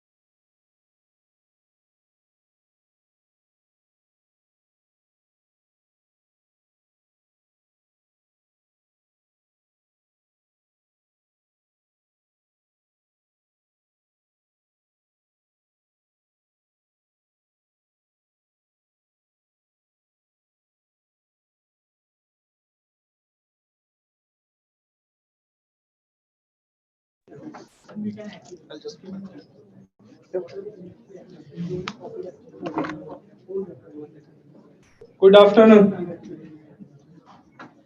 So snacks, if you had a snack, just settle down. A class session hoga, and then we will wind up for the day. How was previous two sessions? मजा आया? So if you have any questions, you can talk to Akshay and Chaitali after this, event. They will be here for a few minutes.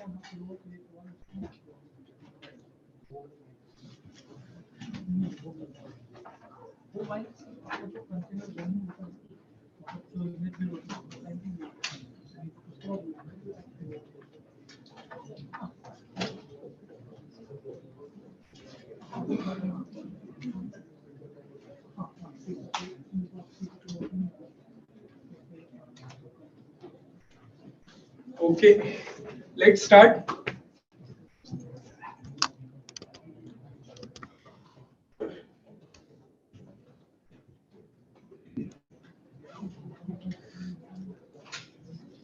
पहले हमने scratch से देखा है Chaitali did wonderful job explaining how to use the Docker for the Python application. Then we also had wonderful session by Akshay. हमने देखा कि how to Dockerize a Golang application. Now you have a good understanding of Docker, how it works, right?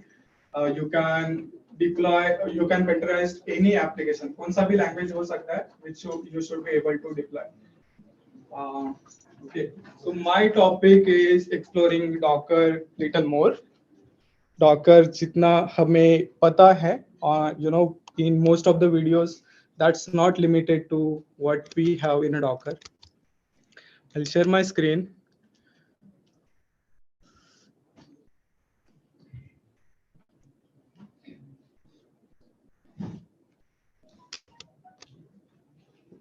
Okay, so my topic is exploring Docker little more. Docker had added wonderful features for making developers' life easier, and we are going to see what are those features. But this is my motive. I got this message from one of my students after delivering. She attended one of the Docker workshop. So, okay. So I want this reaction from all of you after attending all these three sessions. If you are new to the Docker, you might have same feeling. क्या must चीज है Docker, है ना? Can I get yes? Yes. Okay. Yes. So the today's agenda is new commands. We are going to see two main commands and the features launched by the Docker. First one is a Docker init, and the second one is the Docker Scout. क्या है?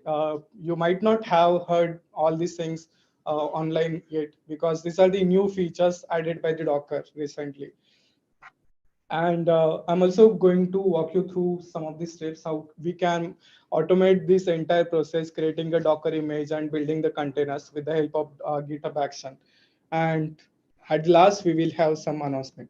Okay. Docker init, you can see it helps you to initialize the project with the files necessary to run the project in a container. कौन से files होते हैं? Docker container run करने के लिए कौन सा file हमने create किया था? Docker file, right? There are a few more files which helps us to create Docker containers. If you are using a Docker Compose, you can create a compose.yaml. Docker Compose file बनाते हैं. If you are using a normal Docker without the Compose, you will use a Docker file. तो आपने देखा होगा, they, at least we put some effort to write those Docker file. अगर आपको पता ही नहीं है how to use those Docker or first application, how to containerize your first application, then how you will do it. This is where this Docker init command is going to play a major role. It is going to help you give a single command, and they have a few options right now for Golang application, Python application, and the Node.js application. सिर्फ एक command run करना है आपको, पूरा का पूरा file आपको बना के देगा, एक sample file, okay, and then you can make any changes on top of that. This is going to make our life easier, right? हमें फिर से वो commands वगैरह लिखने के लिए जरूरत नहीं. If it is Golang, you might have, Akshay and Chaitali ने पहले हमें walk through किया कि अगर पाइथन का एप्लीकेशन रन करना है तो क्या क्या चीज लगने वाले, एक फ्रॉम पाइथन इमेज लगेगा या फिर उबंटू इमेज लगेगा. On top of that we will add some of the our application code, add instruction डालेंगे, copy instructions डालेंगे, कुछ environments variable declare करेंगे, right? All those things if we get by default and then we get a chance to do some changes in that, that's a better thing, right? Yeah, so this is the new feature which got added into Docker Desktop 4.18 and the with the latest version. They also have a Docker CLI command, Docker init. We will run that command so that you will understand what I'm trying to say. Okay. Yes, so you get some default files for your project. One is a Docker file, another is a Compose file. If you are deploying your application with the help of Docker Compose, it will also give you a Docker Compose file. And the one very important file which people rarely talk or use is a .docker ignore file. Docker ignore ka, I'll give you the brief about the Docker ignore file. It is same like a .git ignore, जहाँ पे हम whatever the files which we don't want to put into source code, those files name we put into git ignore, right? So same thing with the Docker also. हम क्या करते हैं, Docker build -t and the image name and the dot लिखते हैं और the context जो पहले session में एक्सप्लेन किया होगा कि हमें कौन से लोकेशन से या फिर कौन से डायरेक्टरी से हमारी इमेज बनानी है, right? So that if you run that code or the docker build command, it will consider all the files, and if you copy just do the copy dot in your docker file, तो जितने भी files present है in your current directory, उस सारे के सारे files it will get copied inside the container. And you might think मतलब ये ऐसे हो सकता है that whatever the sensitive information or the sensitive files are there in that current directory, वो भी automatically copy हो जाएंगे. We don't want that. We want only file to be copied which are required for our application, right? We want to make small size images. जितना small size रहेगा, the faster the smaller the image, the faster your container gets started. That's the benefit of Docker over the virtual machine. Virtual machine में पूरा सब it's like a mini OS, right? Even if you don't need some browsers or some kind of softwares, those will be there in your virtual machine. But if we talk about the Docker containers, जितना required है application binaries, dependencies, and जो code लगने वाला है उतना ही हम डालने वाले, right? So this Docker ignore file will help you to remove those files to be get added by mistake or intentionally into your Docker application which are not required. So yeah, so this Docker unit is going to give you the initial some basic files which can use for the building your Docker containerized application. Okay, so yeah, then you can modify these files. हमें एक बार file मिल गए, then you can modify it. So what I'll do, I'll simply run one command called docker init. और आप देखोगे कि जादू क्या है. जादू अच्छा लगता है? Okay. जादू नहीं देख सकता, but I can give you a docker init command to make your life easier. See, we got when we run the docker init command, you can see the most of the output. यहाँ से आपको clear हो जाएगा what it is going to do. This utility will walk you through creating the following files with the sensitive defaults for your project. जितना default लगता है हमारे Node.js application के लिए for Python application or the Go application, those contents will be there in all these files. And yeah, just make sure that if there is a similar file, Docker file आपके current directory में होगा, then it will override that. If you don't want, make sure that you copy that file into some directory and then you can use this default. Okay, so I'll say, first of all, I'll create one directory. I don't want this to change. Docker init, cd docker init. Now we will try to run docker init command from this directory और देखते कि क्या होता है. Okay, so you can see it is giving us an option कि कौन सा application है हमारा या फिर कौन से application के लिए एक base docker file चाहिए. I can select Python के लिए हमें docker file चाहिए. What version of Python you want to use? Just you can give a latest जो भी है या फिर default आ रहा है 3.11.3. what ports you want your application to listen on. जो भी port है, you can give here. I'll keep a default 8000. And then what command you want your application to run. ठीक है? So we will keep default. Okay, they want me to enter some command. Python app.py लिख देते हैं. Yeah. Now let's see कि ये सारी files आ गई कि नहीं. It's give us an option create a .ignore file, docker file and the compose file. ls करके देखते हैं. ls-l. You can see हमारे इस directory में we have a docker ignore, docker file and compose file now. Let's see what's there inside that file. जोई को बंद कर देते हैं. अभी फूड हो गया. Okay. This is the same thing which we wanted for the Python application. कुछ ज़्यादा चीजें दी है, हमने कुछ इतना मांगा नहीं था. But you can see from ये चीज हमेशा रहती है आपकी Docker फाइल में. We give a base image for our new customized image. तो यहाँ पे you can change. आपको अगर ये वाला image use करना है, default image, you can use this one, or you can give some other images as well. But most of the things which we required for running our Python application, all those instructions are here by default. आपको environment variable set करना है, you get a environment instruction, ये change कर सकते हो. If you want to install some kind of packages, then sorry, I think I closed this. So if you want some kind of packages to be installed for your application, you can use the run instruction. And then if you want particular user to be used for your Docker application, use the user instruction. सब कुछ default मिल रहा है. हमें सिर्फ इसको change करना है based on our requirement for our application, right? Similar like compose. Compose में बहुत सारा already लिखा है. Services is also there. DB environments. They also have some examples. Even if you are new to the Docker and the Compose, these parts should help you to start with the containerizing your application. Okay, and also see the Docker ignore. इन्होंने by default कुछ files ये कर दिए, Docker ignore कर दिए. If you want these files to be ignored for your application, then you can keep it or you can change it as well. So yeah, this is the same thing. अगर मुझे यहाँ पे Python Slim image की जगह I wanted to use a Python latest, that's possible.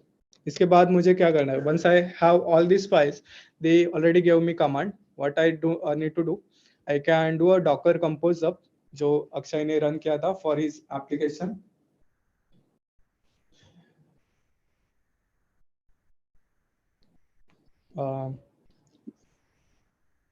Zoom करना है.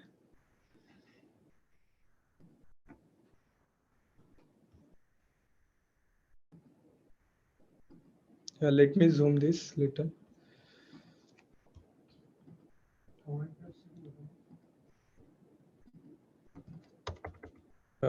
ठीक है, बट दिख रहा है ना?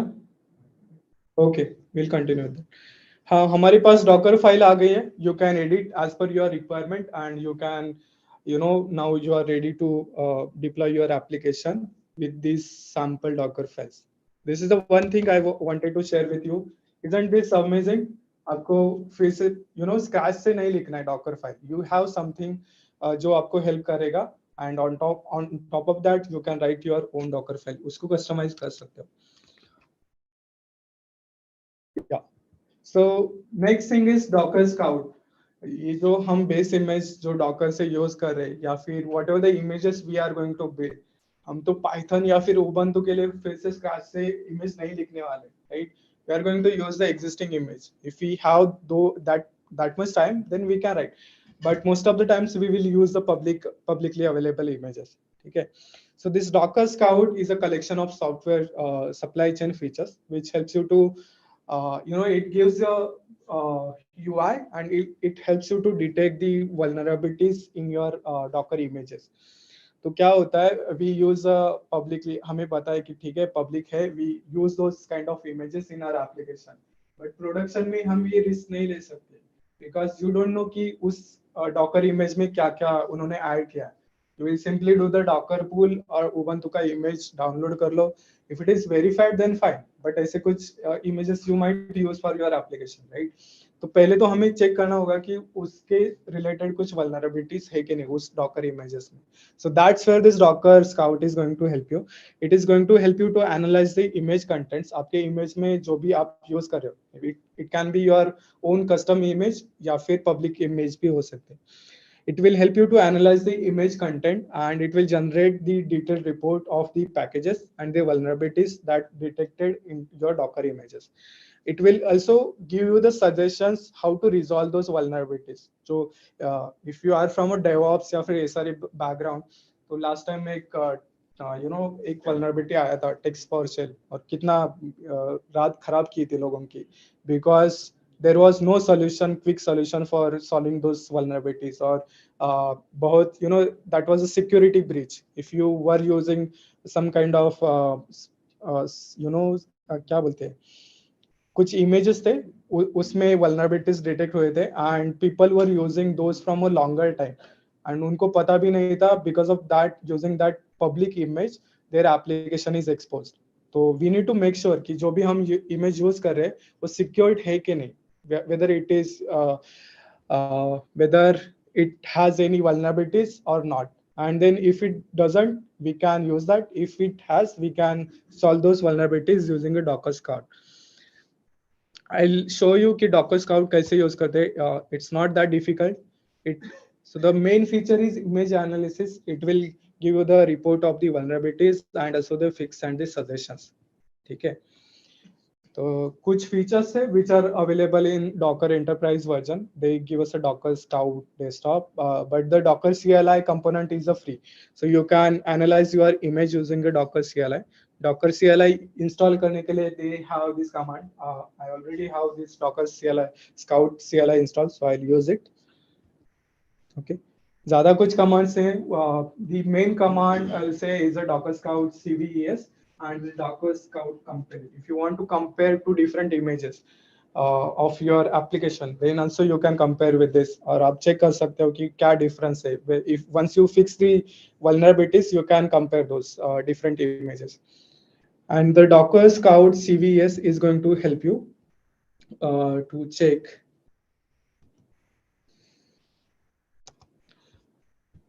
So I'll run this command and we can see कि इस images में क्या क्या vulnerabilities है. Okay. Simply copy it. You can see it has analyzed this image and it is showing this very popular image, Docker well, and it has these kind of vulnerabilities. There is high vulnerabilities, high severity vulnerability, 15 vulnerabilities hai, and there is one critical vulnerability as well. So before using any publicly available image, make sure you are using Docker Scout to scan that image and check करो कि whether it is safer to use that image or not. अगर आपको वही image use करना है, then fix those. ये पूरा आपको documentation दे देगा, how to fix that, suggestions भी मिलेंगे. So you can see here exposure of sensitive information, unauthorized actor. ये this is very critical vulnerability. So we can fix that. You can go to this page and they will tell you the exact steps to fix these vulnerabilities. Yeah, then you can compare different images. जो हमने Docker का Python images हम use कर रहे हैं. Let's say कि whether that is safer or not. So I wanted to ask one thing. Yes. These vulnerabilities are recorded on their Docker page, or it is scanning all the vulnerability at the runtime? It is scanning at the runtime, but उनके पास known vulnerabilities का एक database है. That's why they All compare. this has been recorded on their page for this image. These vulnerabilities are already there present. Yeah. So it is just referring to the server and just giving. No. This is runtime. Okay. Yeah. If I create new image and if I want to scan that is also possible. One more question on it. There is a base image. Yeah. We create a custom image on it. Yes. And if I create a custom image on the base image, Yes. it will scan the entire base image. Yes. So that part is available in our Docker Scout. I'll I don't know if I can show you because I don't have the enterprise version, but let's see. This is my Redis image, and this might be using some kind of base image here. Okay, so you can see this Redis image is built using the Alpine version of this.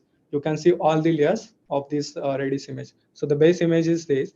You can check the vulnerabilities for your base images as well. High severity vulnerabilities has been detected for your base image, and you can go and check कि क्या vulnerabilities है. Okay, and these are the vulnerabilities for your base image. तो ये layer by layer दिखाता है where that vulnerability is present, and then you can fix it. So you can give the vulnerability in my custom code as well. Yes, Whatever I put. yes. So yeah, that's the beauty of this. You can use it for your custom image, custom build image, and for your publicly available images as well. So it is so fast to give all the vulnerabilities within. Yes, it is that fast. Because it is comparing with the known database of the CVS जो भी अभी तक detect हुए, and then it is checking that whether that Because it is giving one of the error was that unauthorized user. yeah. So within seconds it was able to detect that. Oh, actually, I have that image, and I compared it previously before the session. That's why it gave the immediate result. Otherwise, it takes a few minutes to show you the result. Yeah. Yes.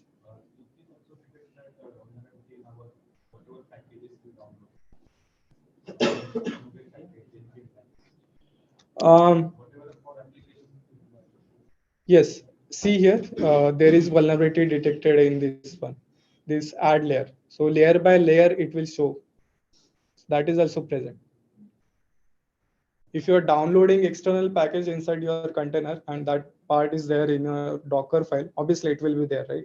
So it will tell you that whether that package is safer or not to add into your Docker container.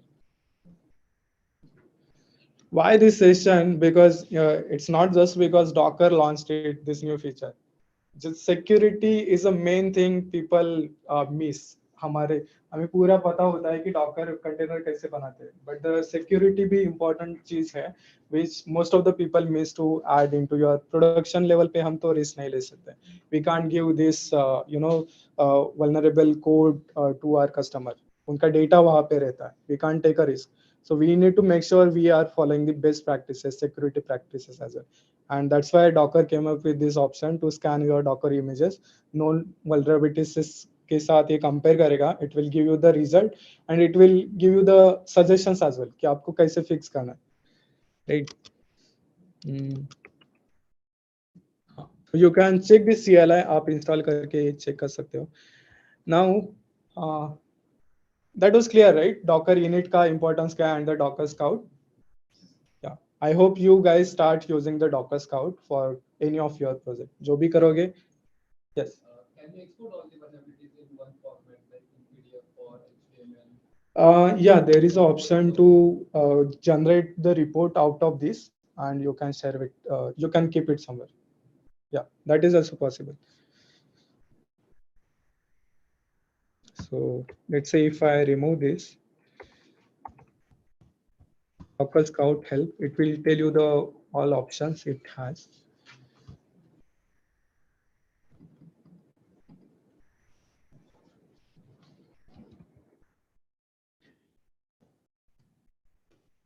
I don't have command to export right now, but yes, that is possible. Yes. And अगर आपको CLI से अगर output जो भी आ रहा है, if you are not able to understand, you can install the Docker desktop और वहाँ पे एक section मिलेगा आपको. For every images, they by default scan the vulnerabilities using a Docker Scout, and you can check layer by layer कि कौन से layer पे vulnerabilities है, and then you can fix it. Okay, so the next part of this session is how to automate this Docker process with the help of GitHub Actions. हमने अभी तक Docker command compose बहुत सारे commands run किए, but we want to automate it. If I am doing some change into my code and if I am if I had to run Docker build, Docker run again and again, I don't want that kind of manual work. I should have some kind of system which can automate all these Docker build and the Docker run process. Okay, so Docker have provided you the GitHub Actions which you can use. So GitHub Actions क्या होते हैं? It's kind of it's a very popular CI/CD platform available in your GitHub, and you can use it for automating your build, test, and product deployment pipeline. So for this session, we are going to see these some of the steps it by default provides for the continuous integration. जब भी आप code में कुछ change करोगे, it will automatically follow that entire pipeline. It will go through the entire process, Docker scan वगैरह पूरा सब कुछ हो जाएगा. You don't need to do anything one by one. Okay. So yeah, I have one Docker GitHub action written for my project. So this is my directory, Tech Talks. I keep all my content for my talk here, so you can go through it if you want. So आपको GitHub actions अगर बनाना होगा, so you need to create one hidden directory called .github, and there you will need to create workflows directory inside that and write a one YAML file. तो इसका एक proper format रहता है, just like a Docker compose या फिर Docker file, how to use it. So I'll give you walkthrough. ज़्यादा detail में नहीं, but just to overview. Okay, ठीक है. So what we are saying here, the name of my GitHub action is a Docker image CI. I'm creating the continuous integration. जब भी code में कुछ change होगा, this pipeline should automatically execute it. And when it should execute, whenever there is any change in my repository, maybe the pull request or the push request, this pipeline should get automatically triggered. This is a GitHub action CI. Okay. Then I'm declaring some of the variables which I need in the later part of my pipeline using an environment format. And then I'm telling here that use a Ubuntu instance to run all the next steps. So I'm going to do the checkout of the repository. Ubuntu एक instance virtual machine बनाएगा. This GitHub action, it will give us a Ubuntu instance, and on top of that, we need to install the R code. So we are checking out the R code base. वहाँ पे after that we are doing a setup for building our image. So we are setting up a Docker buildx, and then the main part is here. जो आपने locally Docker build वगैरह command आप run करते हो. So all those things I have put into Docker, GitHub action. This is the same command which you would run in your local machine to build the Docker image, correct? So Docker build dot means a current context file from which file I want to build this Docker image, and then I'm providing some tags. After that, once the Docker image is built, I am pushing that to the Docker Hub. Docker Hub को push करने के लिए I need to first log in. So this GitHub action and the Docker provides me a default state called Docker login action. Docker login action use करके I can log in directly into Docker Hub या फिर any container registry. Okay, so I'm providing the credentials to log in into that registry, username and the password required to log in into my registry. Once that is done, what I'm doing, I'm building the image, and once my image is built, I'm just pushing that to my Docker Hub. This is the part which you will need to put into your GitHub action. The last part you can see, जब भी मेरा image build होता है, so before going into the production, I have added one more step called Docker Scout. Docker Scout का एक GitHub action मिलता है, which I'm going to use Docker Scout action, and I'm going to scan my image. And once my image is scanned fully and there is no vulnerabilities, then and then only I'll write one GitHub action or the CI/CD pipeline to push this Docker image into the production. So the second part I have not covered here, but yeah, so this is the main thing I wanted to show you. Okay, now you don't need to run your code locally. You can have your GitHub actions for your project. You can write a GitHub action CI pipeline. Whenever there is a code change in your GitHub project, it will automatically trigger. आपका Docker image automatically build हो जाएगा. It will scan. Docker Scout will scan with the help of that action. And once your Docker image is fully scanned, there is no vulnerabilities, it will get pushed into the Docker registry or the production environment. Okay, isn't this amazing? Three main features: Docker init, Docker Scout, and the Docker GitHub Actions, which are going to help us a lot, and it is going to save a lot of time. जो बाद में हमें करना पड़ता है कि हमने पूरा प्रोडक्शन पे हमारा डॉकर कंटेनर वगैरह चल रहा है, फिर कोई स्कैन करेगा, फिर कोई हैकर हमारा एप्लीकेशन हैक करेगा, हमें उसके बाद पता चलेगा you know what we miss some of the security points. बाद में करने से अच्छा है why not now use a docker scout. पहले ही आपके डॉकर इमेजेस स्कैन कर लो and then you can deploy it in production environment. So this is a security measure which you can consider for your any application. अगर college का project भी बनाते हो then also you can use it. एक extra points मिल सकते हैं उसके लिए. Yeah. Yes. Which announcement you are most interested in? So did you like this event? Yes. Did you learn something new about Docker? Yes. Thank you. And we encourage for the new speakers. This is a platform where you can speak, you can come, you can talk about your experience, you can share your expertise about the Docker. And if you liked, we would like to take a feedback from you, and we will have one more Docker day in July month. Okay? Maybe here or some other company. Yeah, we'll look for the space for the next session, next event. The next thing, ये Docker day हमने organise क्यों किया था?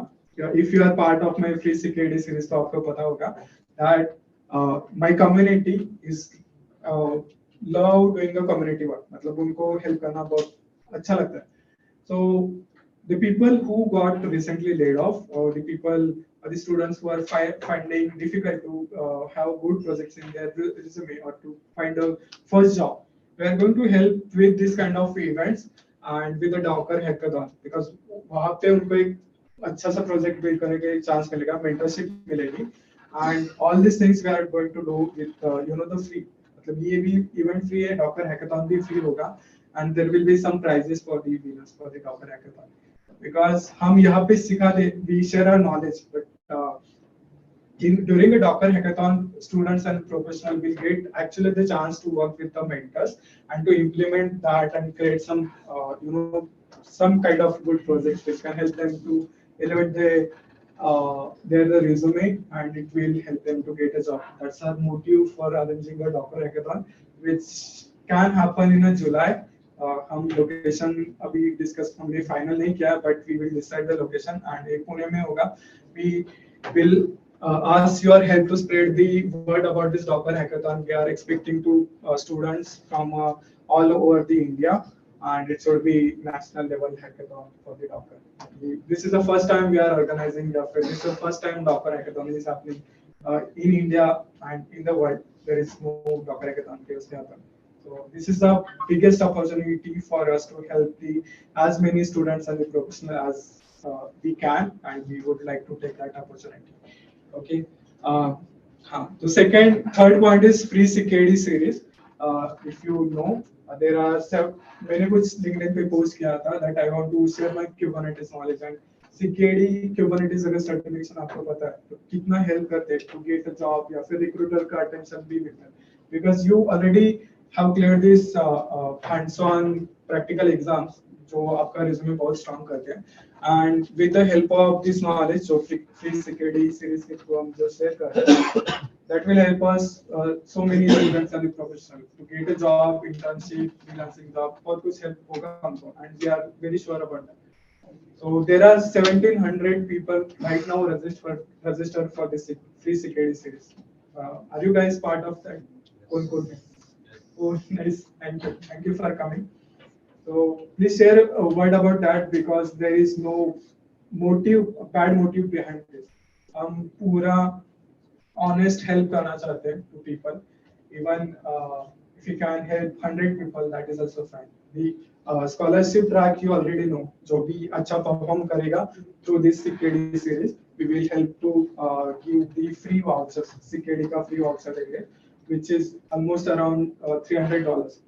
Okay, and that is going to be paid from our wallet. We are not taking any funds कहाँ से हमें कुछ scholarship वगैरह नहीं मिले. There is no sponsorship for that. And I want students to come forward and take a part into this pre-CKD series. So, or भी उनको make their resume stronger and to get a job in this field definitely. This is the third activity we are following. Fourth one, किसी को पता है KCD Pune क्या होता है? KCD क्या होता है? So it's a biggest event about the Kubernetes Community Day. Apart from this Docker Pune organizer, I'm also CNCF Pune organizer. So हम साथ साथ मीटअप करते हैं दोनों Docker and CNCF. But this time we thought हम Docker का इतना अलग से मीटअप करते हैं, CNCF का अलग रखेंगे. So KCD Pune होने वाला है and we would like to get some help as a volunteers because एक को and we have limited volunteers. थोड़ा difficult हो जाता है to manage all these things.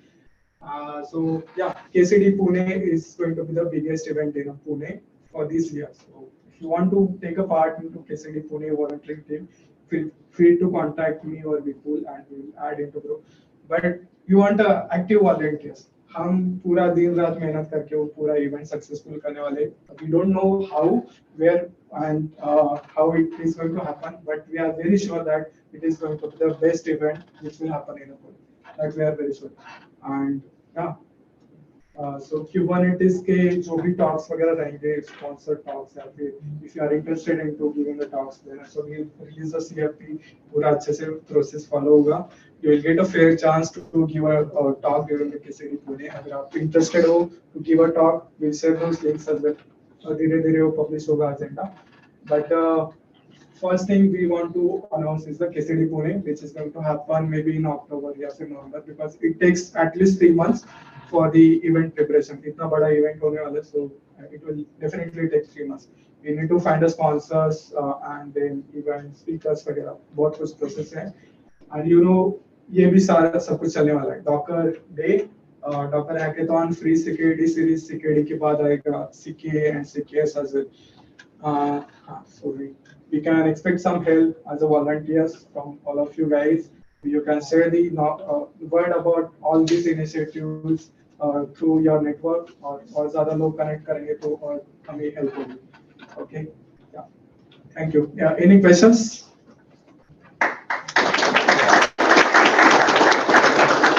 Yeah, I hope we made sure ये जो पहले वाला slide था वो अभी sense कर रहा है Docker कितना बवाल चीज़ है. Yeah, so the Docker is the first thing which gave me a job. Docker किसी को आता नहीं था तब मैंने सीखा and from then I am teaching this Docker. Docker बहुत evolve हुआ है and it is going to evolve. It is not going to go away. आपको Docker सीखना होगा. It will help you a lot. That mark my word for that. Because अगर आप Kubernetes भी सीखते हो तो containerization platform का एक base knowledge आपको होना चाहिए. It can be Docker or it can be any other tools as well. अगर आपको other tools सीखना होगा तो Podman सीखने के लिए ज़्यादा time नहीं लगता if you know the Docker already. Or if you already have the knowledge of the Docker तो फिर दूसरे containerization tools सीखने के लिए ज़्यादा time नहीं लगेगा. Yes. So the hackathon themes will release soon. कि क्या hackathon theme होने वाला है, कैसे participate कर सकते हो आप, timing वगैरह क्या रहेगा. We are still looking for a place hackathon arrange करने के लिए because if you know the good place for the hackathon, school, college वगैरह कोई हो सकता है which can give a free space, then definitely please let us know because ये सारे events free में होते हैं. Sometimes we need to put some more pocket as well. That is okay, but हमें ये event successful करना है. This is the क्या बोलते हैं कि बहुत low time है बहुत लोगों के लिए. People are losing their jobs, they are getting into depression, they are losing their job because of that. So if something which we can help from our community, definitely we are going to give our best for that. And अगर आपको same similar thoughts we are matching, then definitely please join us. Okay, thank you. So we'll take a photo and we will wait for some networking session. We can discuss. अगर आपको कुछ questions होंगे, after that we will discuss and then we will take a offer today. And let's see you again for the next meetup. Okay, thank you. Thank you. How big is this space in this or how big space we need.